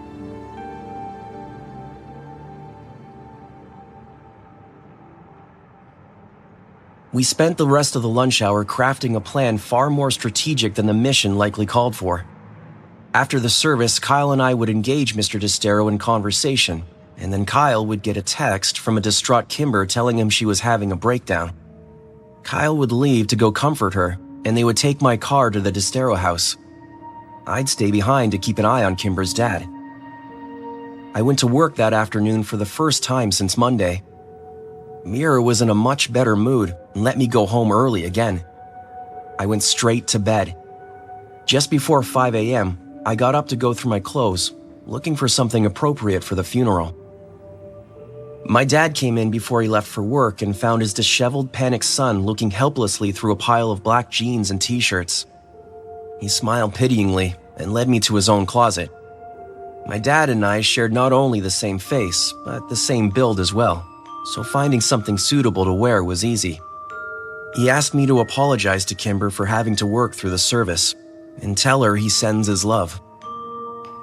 Ann Destero's funeral was at an Episcopalian church on the other side of town. I picked Kyle up at 9 and saw he was also wearing a suit of his dad's, though he didn't fit it nearly as well and was constantly pulling at the sleeves and readjusting the belt. Unfortunately for Kyle, he was much taller than his dad. When we went inside the church, we found Kimber at the back of the room, tucked into a chair, a heartbreaking puddle of curly red hair and tears. Kyle sat down next to her and pulled her into a hug. There's no one here. My mom grew up here. She had hundreds of friends in this town, and no one came. I looked around and had to admit, the turnout was sparse. A few groups of 3 or 4 people standing together, Kimber's dad who sat in a chair opposite the room, and some family I recognized from barbecues at Kimber's house. Ex-Sheriff Clary and his wife Grace were there, talking quietly in the corner with a few of Dad's deputies. Only a few other funeral goers trickled in before the pastor began getting people seated for the service. I noticed the casket at the pulpit for the first time. I had to wonder at the simple, unadorned, almost ugly coffin that had been chosen for Kimber's mom.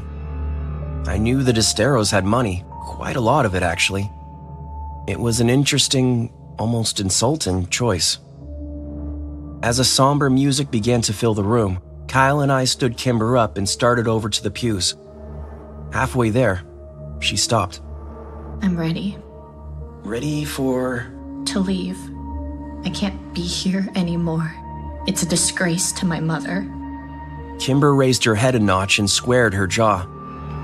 We knew this look. There would be no reasoning with her. Kyle and I traded a dubious look.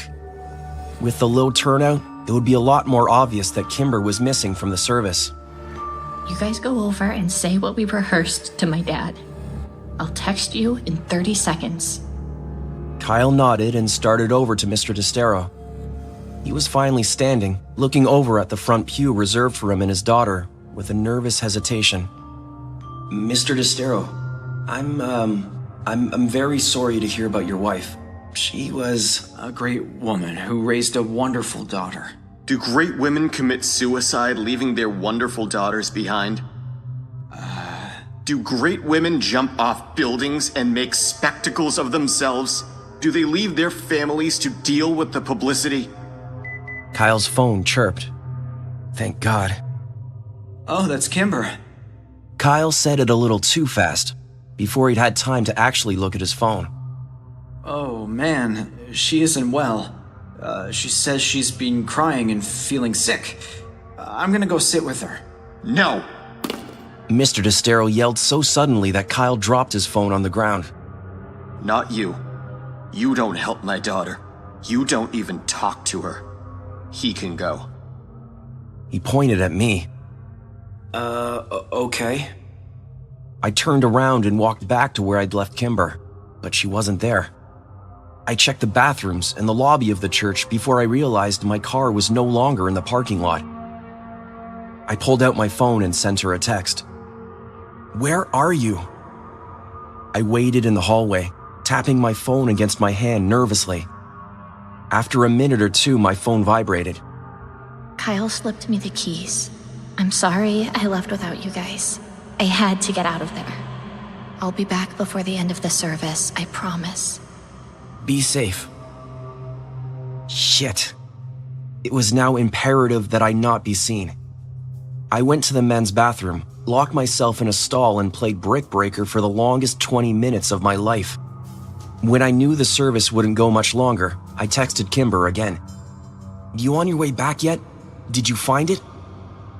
I sat waiting, watching the minutes tick by. "I think the service is ending soon. Where are you?"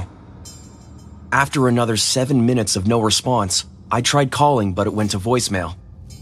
I tried again with the same result. I was getting nervous. I was about to try a third time when a text popped up from Kyle. The service was over. Why aren't you guys back yet? Did you find it? I left the bathroom stall and found Kyle staring out the window looking for my car. "Kyle." He jumped. Where's Kimber? "I don't know. She left without me." What? Where is she now? I don't know, Kyle. She left without me. She's not answering my calls or my texts. Shit! We have to keep an eye on her dad until she gets back. Yeah, well, he's not going anywhere. Kyle gestured across the room.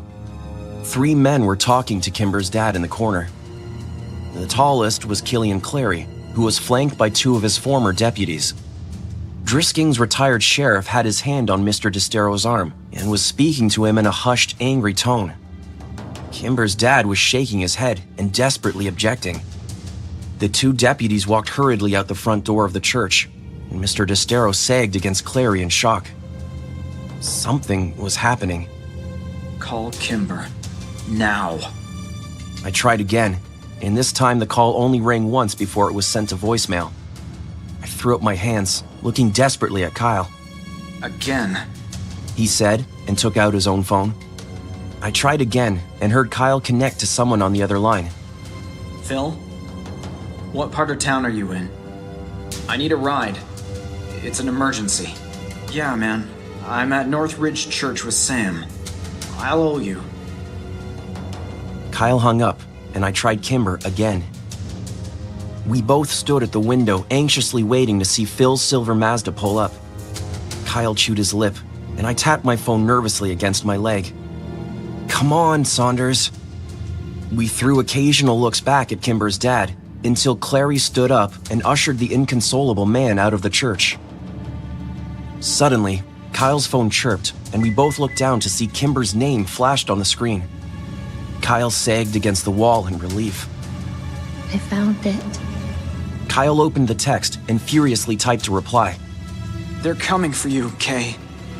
We both stared at the phone, waiting for a response. We got one just as Phil's sedan pulled lazily into the parking lot. They're here.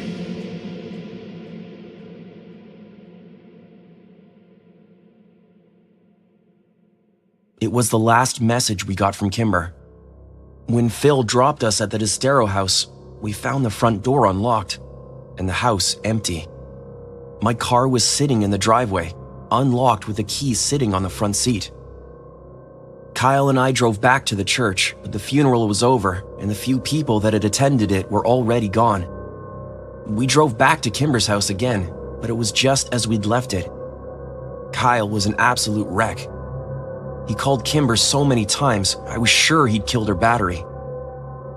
After half an hour of undignified begging from Kyle, I finally called my dad.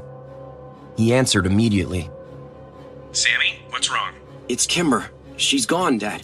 We've looked everywhere, but she's missing.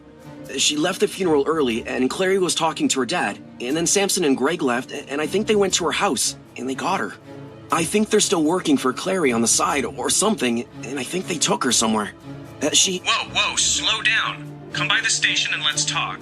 I'll take a statement and send a couple officers over to the house now.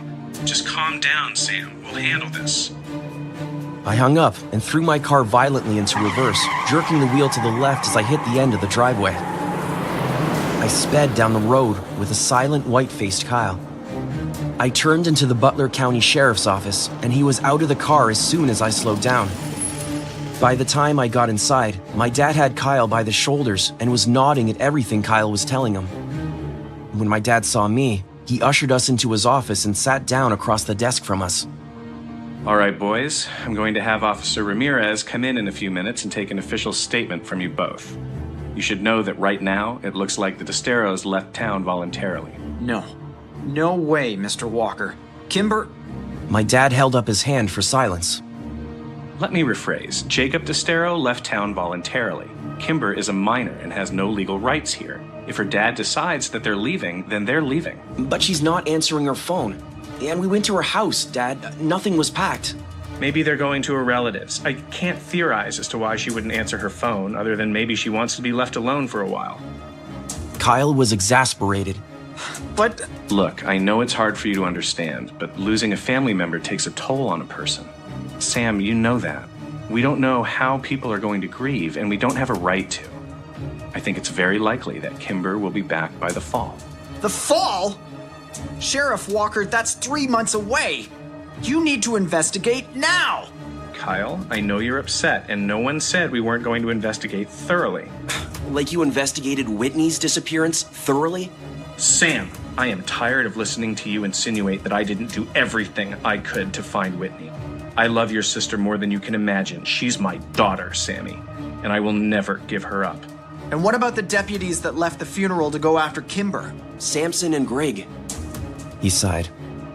Boys, Samson and Greg left the funeral because I sent them out on a call.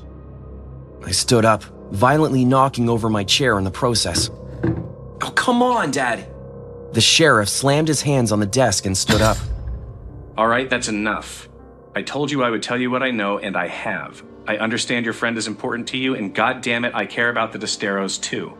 I promise you that I will use the full extent of my resources to track them down and put your minds at ease. But until then, all I can offer you is the assurance that there is no sign of foul play at this time. You boys need to get off the warpath and let us handle this. Now, Ramirez is waiting in the hall to take your statements, and then both of you are going home. Understood?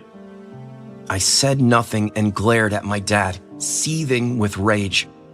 Kyle stood up and walked out of the room with no emotion whatsoever. We walked past Ramirez, and I followed him out to the car. We got in, and I waited for Kyle to say something. I heard a loud sniffle and looked over at him to see his face slick with tears. It was the first time I'd ever seen Kyle cry, but not the last. He's lying. I shook my head. I didn't know what to believe. Kyle turned his face away from me. I know he's lying. Something bad happened and he knows. Like what? I watched Kyle try to collect himself. Fucking talk to me. What do you think happened? Kimber's gone. Like all the others. She's gone. Borrasca? I punched the steering wheel. How the fuck had this happened? God, not Kimber. Please, not Kimber. Was all of this because of me? Had her mother killed herself because of something I'd done? Something we'd found out? Was it my fault Kimber was missing? If I thought for 1 minute that was true, I knew I would crack into a million tiny pieces. No, not Kimber. Yes, Sam. Fucking think about it. It's all the same. Borrasca, the skinned men, the triple tree, your sister, the mountain. It's all the fucking same. It's the Prescott Empire, and now Kimber's been fucking consumed by it. Where do we go? What do we do? What do we fucking do? Kyle threw his hands up in frustration. We have to go to Ambercott, right? It all starts and ends at that fucking tree, Sam. Surely you've figured that out. We've been to that treehouse 1,000,000 times, Kyle. There's nothing there. I don't know where else to go, Sam! I sighed. Treehouse it is.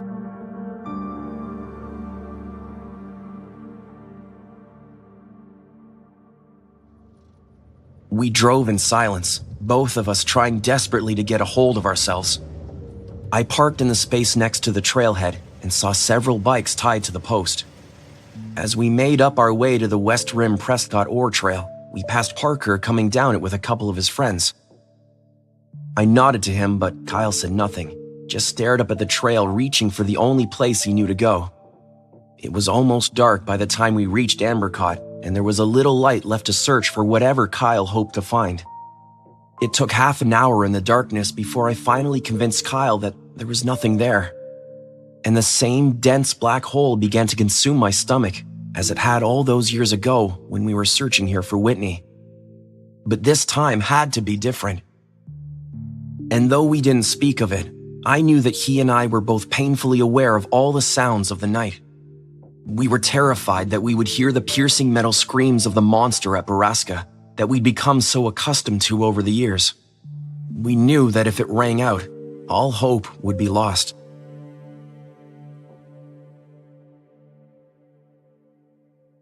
I dropped Kyle at home an hour later and promised him we'd find Kimber. He gave me a shallow nod and disappeared inside his house. My dad was waiting for me in the kitchen when I walked in a few minutes later. I ignored him and walked over to the fridge. Sammy, sit down. I want to apologize for today. I took out some chicken and cheese and went to the pantry for bread. I know you're scared, and I know that a lot has been going on that you can't relate to.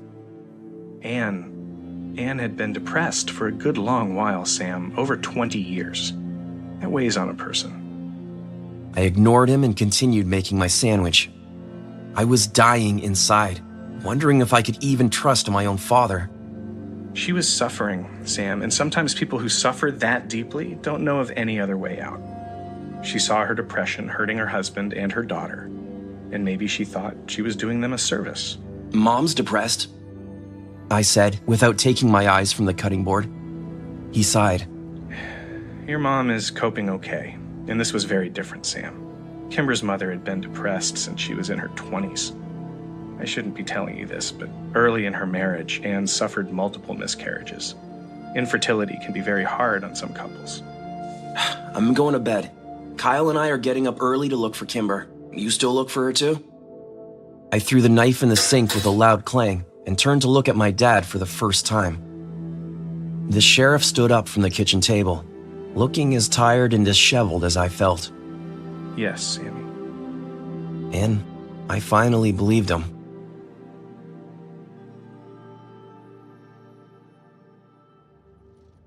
The next morning when I pulled up to Kyle's house, Parker came out to meet me.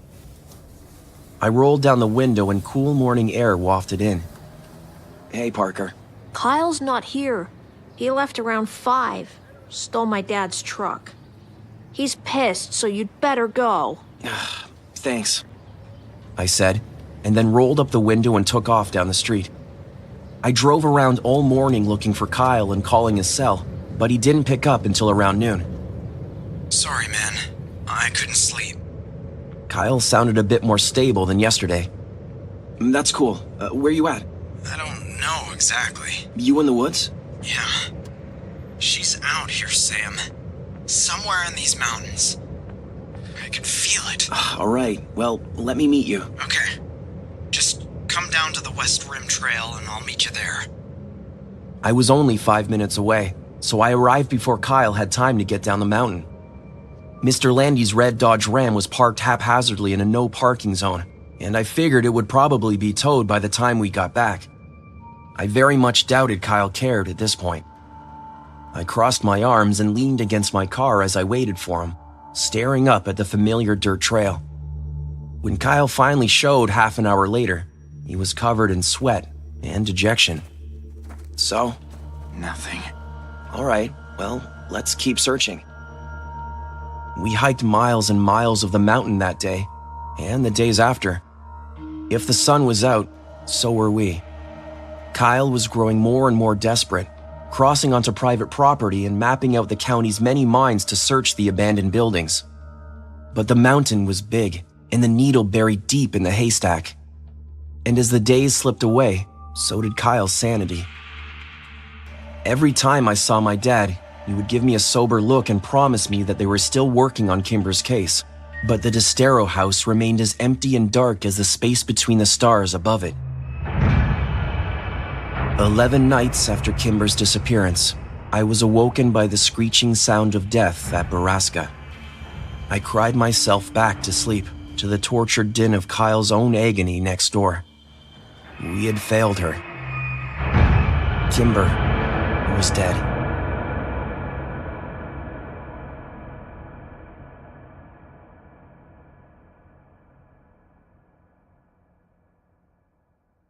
When I pulled up to his house the next morning, I could tell that it was all over for Kyle. His skin had taken on a yellowed color, and his voice was flat and void of emotion. It's not over yet, Kyle. Yes, it is, Sam. Kimber's dad is missing too, you know? Maybe it was him instead I couldn't bring myself to say anything more. You know we're living in hell. Drisking is hell. I couldn't disagree. The town I'd grown to love seemed so unfamiliar to me now. Whitney hadn't been an outlier like I'd thought. Missing people were the norm here. And that would make Jimmy Prescott the king. Satan himself. As soon as the words were out of my mouth, Kyle punched the car door, awaking from his deadened state with enraged vigor. I stared out the window. I'll fucking kill Jimmy Prescott! You know he's involved in all this. Sam, you... Maybe. I'm pretty sure the Prescotts are just running drugs. Yeah? And so what? He's recruiting people to be drug mules or something? Yeah, probably. I agreed for Kyle's sake, though I didn't really believe it. The great beast machine of Borrasca gave off the distinct stench of death, and though I knew that physically it was impossible to smell death all over the mountain, it didn't change my mind about it.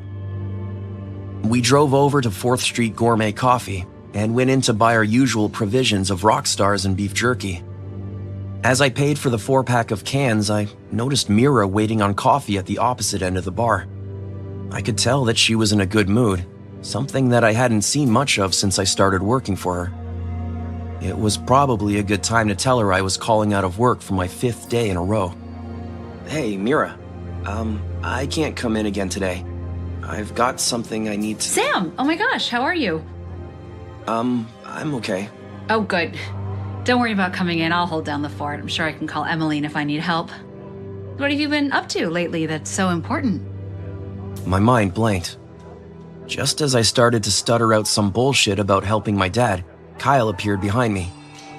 We're trying to find Borrasca. You know, Owen told me you asked about that. It's just a story, Sam. That legend has been around since I was a kid. Yeah, well, we're looking for our missing friend, Kimber. We think maybe she's there. I trailed off lamely. Oh, really? I thought I heard the Desteros were staying with relatives in Maine over the summer. She's not. Kyle's voice was sour, and I knew his patience was thin. When we got back into the car, we each popped open a can of Rockstar and started chugging. He finished the energy drink in under a minute and crumpled the can in his hand. I don't like your boss. Mira, why not? I don't know. She's just off. Well, she's been going through some shit. I wasn't going to elaborate any further. Why were you asking her husband about Borrasca anyway? I don't know. I was just making small talk and I thought he might know. He seemed to know about a lot of other things. And did he? Nah. I took a long gulp of the sour drink and slowly brought it down to my lap as I recalled something Owen had said. Well, actually, yeah. He called it a Borrasca instead of just Borrasca. You know, like it's a thing instead of a place. And is it? I don't know. I pulled out my phone. You don't even know how to spell it. We need to talk to Catherine Scanlon again. That's what Kimber would say. He was right. Catherine was probably the best person to ask. I threw my can out the window and sped around the corner to her office, hoping she was open early. I was relieved to find the door unlocked, and we hurried past all the antiquities and blown glass to the back of the store where we found Catherine sitting behind her desk. Boys, you're up quite early for summer break. How did the essay go? Great. Actually, we're here for more help. Personal interest. Catherine raised an eyebrow. Color me impressed. I needed to get right down to it. If by some small chance Kimber was still alive, then every second counted. We're here because we want to know about Borrasca. Ah, yes. I remember that legend as a kid. Tell me? I leaned over her desk. Well, the term Borrasca is just an old, outdated lexicon. The word was used by miners to describe an underperforming mine. Kyle shook his head. We've been looking at mines. So all the mines in Butler County are Borrascas? Well, generally it's only the first mine in the system to run dry that you'd call a Borrasca. Do you know which mine ran dry first? Not off the top of my head, but I think I have those records here somewhere. Catherine walked behind her desk and opened a drawer of loose files. Was the first mine that ran out of ore the same one those kids disappeared in? The McCaskies? Oh, no, I don't think so. That particular mine was the Southwest mine. It was very close to town. Here we go. Catherine spent far too long moving books around on the desk to make room for the stack of papers she had. Kyle and I paced around the room nervously, trying to appear casually interested while the energy drinks started coursing through our systems. Here we go. The first mine to close was the North Central mine. Kyle walked over to the desk and braced his arms on it. But where is it? Where is that mine? Catherine pulled a wrinkled map out from underneath a nearby stack of papers. Let's see. That mine was up further on the mountain. A little harder to get to. She pointed at a small dot on the map that was at least 6 miles from where we'd been looking. Can we take this? Of course. I'm sure I have copies. As we rushed out of the building, she yelled to us. Great. You boys have fun. Fun was far from our minds.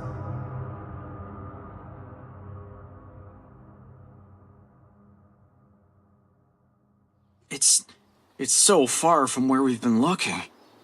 We need to go there now. We need to get a gun. A gun? Where are we gonna get a gun? From your dad. He's not gonna give us a gun, man. Fine. Then let's scout the place first, and then we'll come back with a gun. That didn't seem like a good idea to me either, but what choice did I have? After studying the map for several minutes, we realized the easiest way to access the mine was still through the West Rim Prescott ore trail. We parked at the trailhead and made the familiar hike up the beaten path, realizing that we'd have to travel past Ambercott Ford on the way. I knew in my heart that we were on the right trail. We passed the treehouse, which was as silent as the morning. We walked on in the woods, further north than we'd ever been before. Soon we were flying blind, hiking in the general direction of the dot on the map and hoping we were still on course. Within an hour, I began regretting that we'd come without provisions and that we were painfully emotional and unprepared. By noon, we had been hiking for hours without a break, and it seemed to me that we were lost. I tempered the welling panic with thoughts of Kimber and Whitney and the answers to the mystery that had absorbed my life for so many years. Kyle, for his part, said nothing and kept his eyes straight and his mission as priority.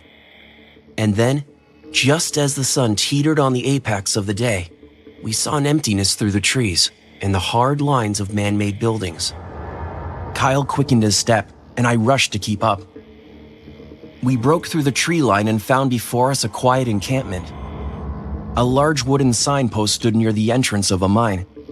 It had to be a century old, and though most of the letters had rotted off over the years, from those remaining I could guess that it had once said, Drisking Underground Mine.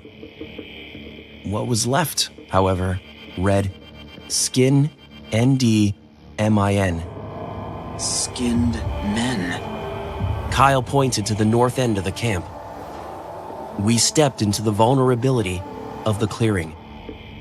There were several large buildings still standing. The boarded-up entrance to the ore mine was set back in the mountain. We're not getting in there. Let's try that building. Kyle pointed to the largest building, which was 2 stories tall. We counted to 3, and then ran to the large wooden doors of the old building. They were cracked open, and when we squeezed inside, I had no doubts that death was indeed present at Borrasca. We were standing in what I guessed was a refinery, and in the middle of the room was a large silver conically shaped machine. A conveyor belt fed into it, and the room had a sour smell. Even the dirt beneath our feet seemed to have taken on a crimson tint. This is the machine. People die in here. Come on. I was only too happy to squeeze back out the door of the building and tiptoe around the side. We rounded a corner to find an obnoxiously large green truck parked against the building. This is Jimmy Prescott's truck. I know whose truck it is. Kyle dropped to the ground and began to commando crawl around the building. I followed him, waiting to hear a shout or a gunshot, but there was only the dragging sound of our bodies through the dirt. Kyle turned to me and put a finger over his lips, then pointed at a 1-story brown building that was only a dozen feet away from us. He got into a crouched position and ran across the gap between the 2 buildings. I did the same. As soon as I reached the wall next to him, Kyle whirled around and put a finger to his lips, and then pointed up to a window directly above us. There were noises coming from inside, and even to me, a 16-year-old virgin, the sound of sex was unmistakable. An animalistic grunting and the tired, ejecting groans of an old mattress. What the fuck? Kyle was already gone, all caution abandoned, sprinting around the side of the building. I followed him in through the first door we came upon and was hit in the face by an invisible wall. The stench of great suffering. Kyle kept running. I followed him in, past crates of ramen noodles, MREs, bottled water, and boxes I had no time to read. I crossed another threshold and was suddenly surrounded by people. I skidded to a halt and realized I was standing in a dorm. Rows and rows of beds on either side of me had people strapped to them. Some were wearing dirty rags and some wore nothing at all. Many seemed to be bloated and sick. I waited for one to call out to me, but they all remained silent. Some watched me through tired, dead eyes, and others turned their heads away from me. I realized they were all women, and the bloating I saw seemed to be pregnancies. Some of the women were strapped down and others were not. I looked for Kyle and found him standing further inside the long room, looking back at me with the same confused, wild expression I knew was on my own face. I yelled at him, but he was already running again. I lost Kyle before I'd taken 5 steps to follow him. I looked around for another door and saw one cracked open on my left behind a row of beds.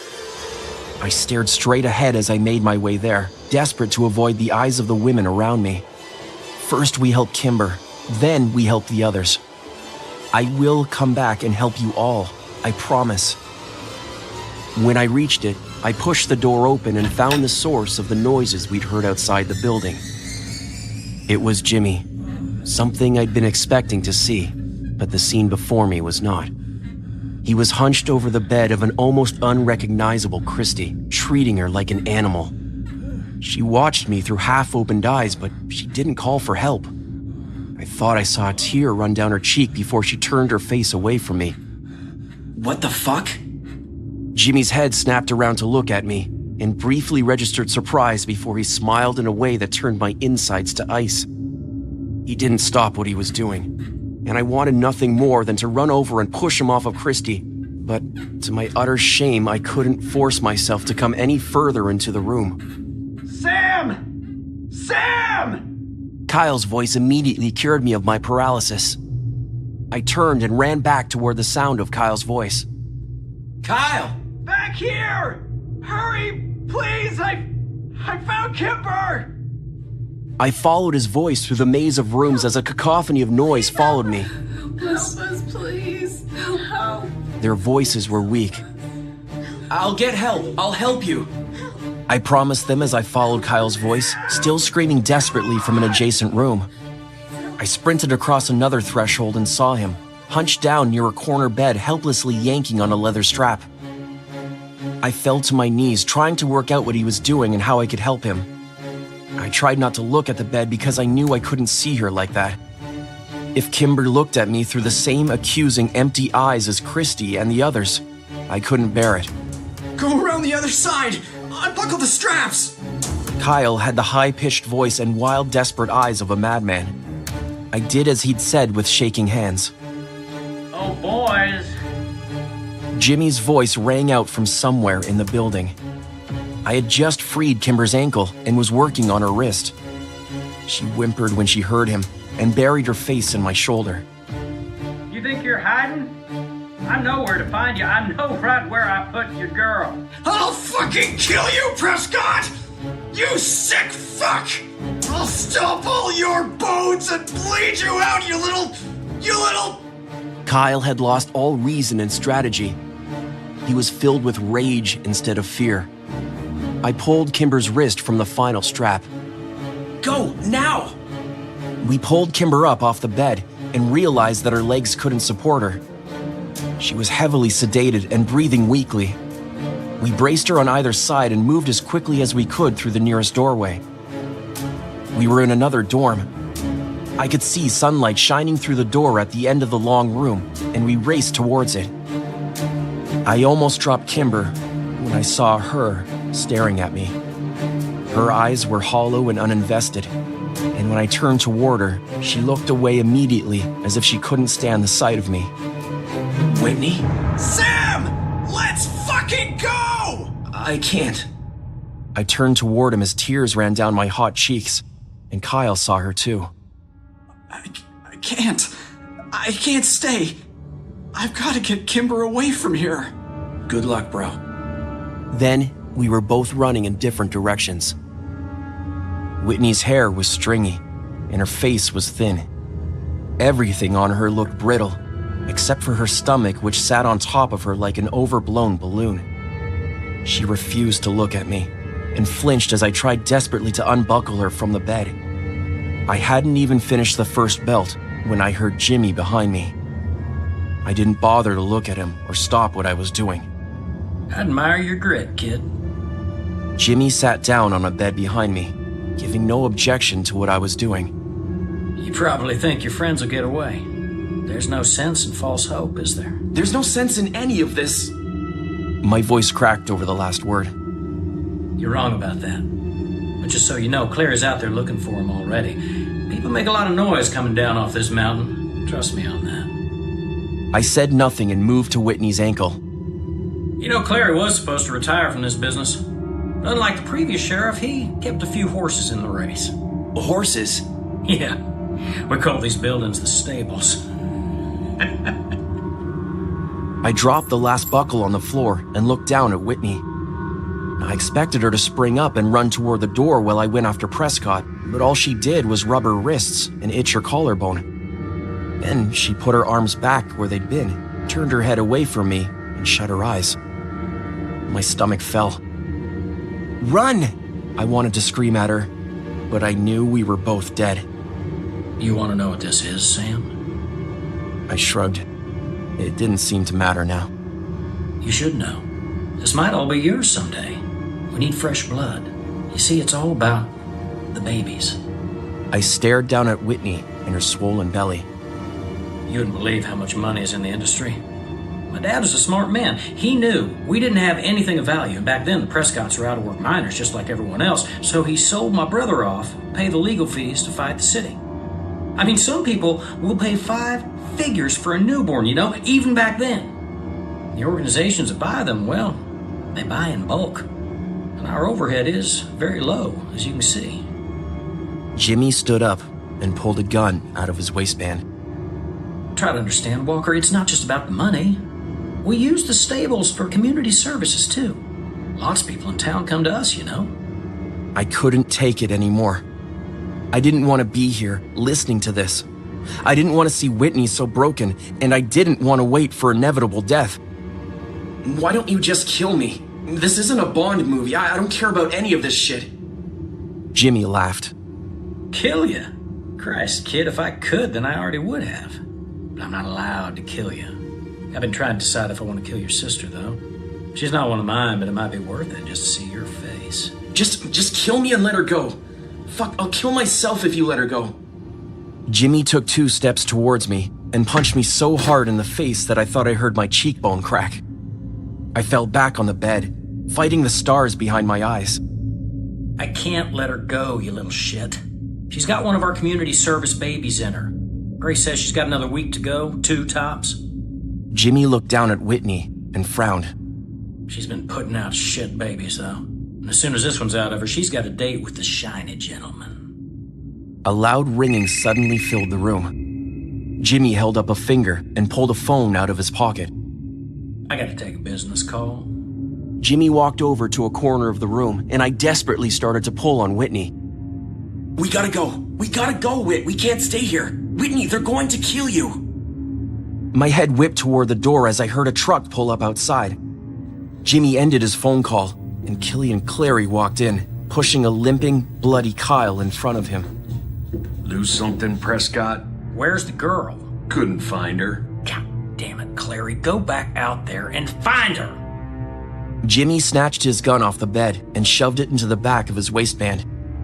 Now listen here, you little shit. I ain't your fucking employee, and I don't have all fucking day to play hide and seek in the woods. I'm telling you, she wasn't with him. So I guess if you want to know where she is, you should get it out of him. Clary threw Kyle down on the floor and spit near his feet. I gotta do your fucking job now? Jimmy walked over and without any hesitation kicked Kyle so hard in the ribs I heard some of them snap inside his chest. I tried to stand up, but I was still dizzy from the blow. Where's your girlfriend, Landy? Prescott raised his boot and then stomped down hard on Kyle's ankle. I can do this all day, kid. Clary sat down on a bed across the aisle and lit a cigarette, watching impassively. Jimmy pulled Kyle to his feet and then punched him hard in the face. A few of Kyle's teeth scattered across the floor. Tell me, you little shit! Jimmy punched him again in the face, and Kyle went limp. You're killing him! I jumped off the bed, running at Jimmy in a red rage. Clary stood up and caught me with no effort at all, pinning my arms at my sides. He laughed, cigarette still tucked into the corner of his mouth as I struggled helplessly against his chest. Jimmy had straddled Kyle by now and was rapidly punching him in the face and chest. After a full minute of this, Jimmy stood up and rubbed his bloodied fists. Last chance, Landy. Fuck you, Kyle said through a wheezing, rattling breath of air. Jimmy spat on him, raised his foot up as high as he could, and brought it down on Kyle's face with so much force that I heard his skull break. I sagged in Clary's arms, and he dropped me into a puddle at his feet. Jimmy bummed a cigarette off Clary, and they stood next to Whitney's bed, watching me cry. Jesus, what a mess. Clary lit a new cigarette. All right, Sam, take your friend. Fuck that. That little Landy shit ain't leaving here. You want to clean this mess up, Prescott? I got up from the floor. I'm not leaving without my sister. Yes, you are, if you want to save your friend's life. He ain't dead yet, Sam, but he will be soon. He tossed his keys at me. The road off this mountain is back by the refinery. I caught the keys and stared at them. I knew he was right. I was a coward, and I would leave my sister and all the others here just so I could get away and save Kyle's life. Without looking at the two men, I grabbed Kyle by his shoulders, and his head rolled back as if it was no longer attached to his spine. His face was a collage of pulp and blood, and I struggled to stay calm as I dragged him out of the building. Clary and Prescott watched me, taking drags off their cigarettes and saying nothing. I knew they were lying to me. Kyle would be dead by the time I got down the mountain, if he wasn't already. I opened the door to Clary's old Ford and pushed Kyle into the passenger seat, wincing as his head rolled around like a ball on a string. It took me almost an hour to get down the mountain, even though I took the overgrown road at ridiculous speeds and did everything I could to destroy the shocks on the truck. I sped into the hospital's emergency zone and found a medical team waiting inside the door. It was clear they'd gotten a call to expect me because they already had a crash cart and an IV ready to push into Kyle's wrist. I left Clary's truck where it was and spent the next 2 hours in the waiting room staring at the floor. No one came to take a statement from me or ask me any questions. Kyle's mom arrived just before my dad and started screaming as soon as she saw me. My dad walked in behind her and had a deputy restrain her. He drove me home in silence, but I couldn't take it for long. Does anyone even fucking care what happened? Sam? He didn't turn to look at me. I am doing my best on damage control, but if Kyle dies, there's nothing I can do to keep you out of court. You think I did this? We're not going to tell your mother. She has enough to worry about. Dad, it's Kimber. It was fucking Prescott and Clary. Sam, you arrived at the hospital in Killian's truck. I talked to them both. I was so frustrated and full of rage that my next words came out a jumbled, stuttering mess that ended in a helpless scream. We pulled up to a light, and my dad turned to look at me. Samuel, we will never speak of this again. Do you understand? Are you fucking kidding me? Kyle might die. I saw Kimber. Enough! If you want this to go away, you will keep your mouth shut, make no statements to anyone, and listen to your lawyer. I don't know why you beat your best friend to death, and frankly, I don't want to. You are not— Fuck you! I screamed at him, threw open the cruiser door, and started running. He didn't come after me. Not that day, or any other. Everyone in town thought I was a violent thug, so no one would let me stay with them when I called around. I eventually went to a motel far outside of town and drained the last of my savings paying for the room. I went back to pick up my car from the trailhead, but it was gone. I hoped it was Kimber who had it, and not some tow yard. I read the paper every morning for mention of Kyle's condition. I saw the Daily's birth announcement about 10 days later. Mira had just had a son that they named William, but I knew Mira hadn't been pregnant. The shiny gentleman lit up the valley with its song of death that same night, and Whitney was gone. It was the last time I ever heard it.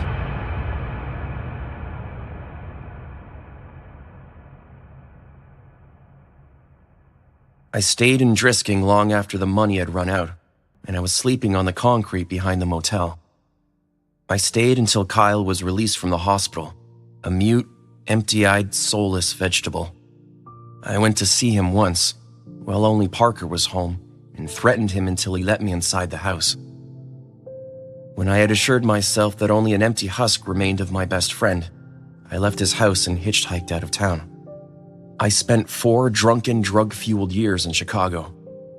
And then one day, I came home to find a letter waiting for me. It didn't have a return address, but it was postmarked California. I knew it was from her before I'd even picked it up. She'd written so many of my assignments. I knew Kimber's handwriting better than my own. Inside was a letter. The letter. I read it only once. Kimber, I need to tell you some things. I know you aren't going to understand why we did the things we did. You're everything to me, and you'll always be my daughter. Do you understand? I'm leaving this world because of what I've done to you, not because of what you are. I don't want you to be upset about what you are. It's not your fault. Darling, this town has done horrible things.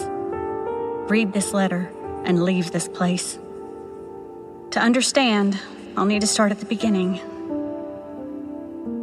Somewhere along the way, decades ago, the major population of Drisking became unable to bear children. People blamed the town for letting the iron ore leak into our water table during the explosions in the mines. They were never quite able to fix it, and we're drinking the same water today. Ore is toxic, and exposure causes infertility in many people. The town did, and still does, suffer greatly from its effects. And the Prescotts, they solved the problem that no one could solve. It was an ugly solution, but most people were happy to look away when they were able to raise families again. They took girls, Kimber, mostly women from nearby cities, and they impregnated them and gave us their babies. and the town came under the care of Thomas Prescott when he started to sell some of the babies on the side for a profit. The sheriff helped him do this. But then an ugly rumor started that they were selling to human traffickers, and the Prescotts had to offer triple the price for girls. And the people in town began to whisper. But we again turned the other cheek when the city was suddenly flooded with money. The traffickers paid so well. People had well-paying jobs again. So we said nothing, and those that did were taken to the mountain. There is a place on the mountain where the women are taken, Kimber. Drifters, runaways, and if their parents choose it, sometimes the girls in town are even sold back.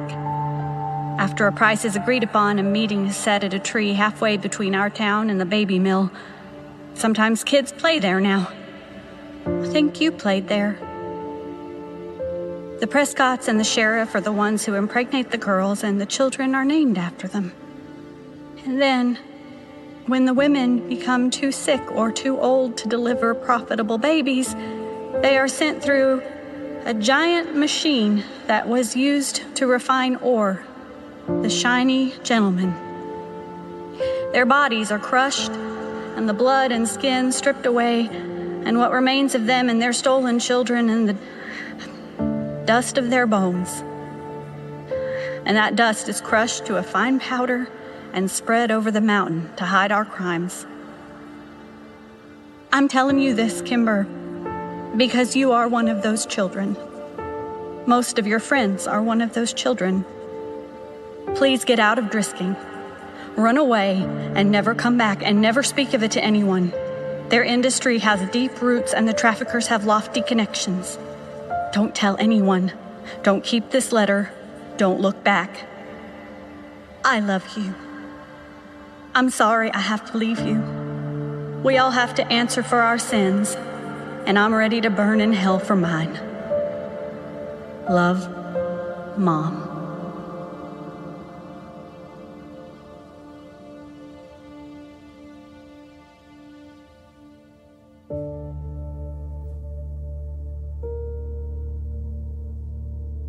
You have been listening to the No Sleep podcast production of Borrasca by C.K. Walker.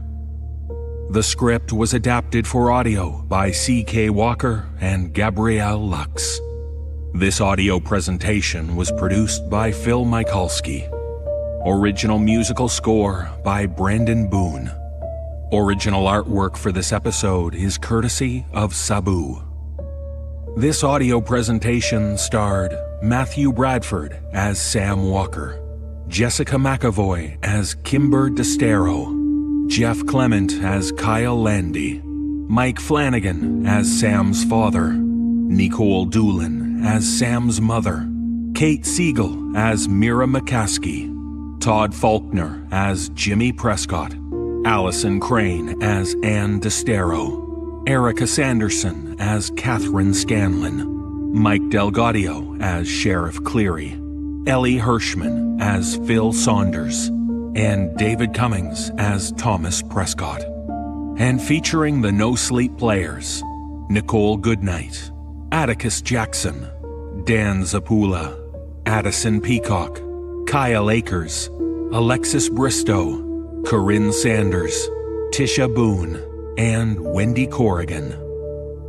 To learn more about the No Sleep Podcast, please visit thenosleeppodcast.com. I'm your host, David Cummings. On behalf of everyone at the No Sleep Podcast, we thank you for listening and for making our 7th season so successful. We hope you'll join us on October 9th for the start of Season 8. This audio production is copyright 2016 by Creative Reason Media, Inc. All rights reserved. Borrasca is copyright 2015 by C.K. Walker. No duplication or reproduction of this audio program is permitted without the written consent of Creative Reason Media, Inc.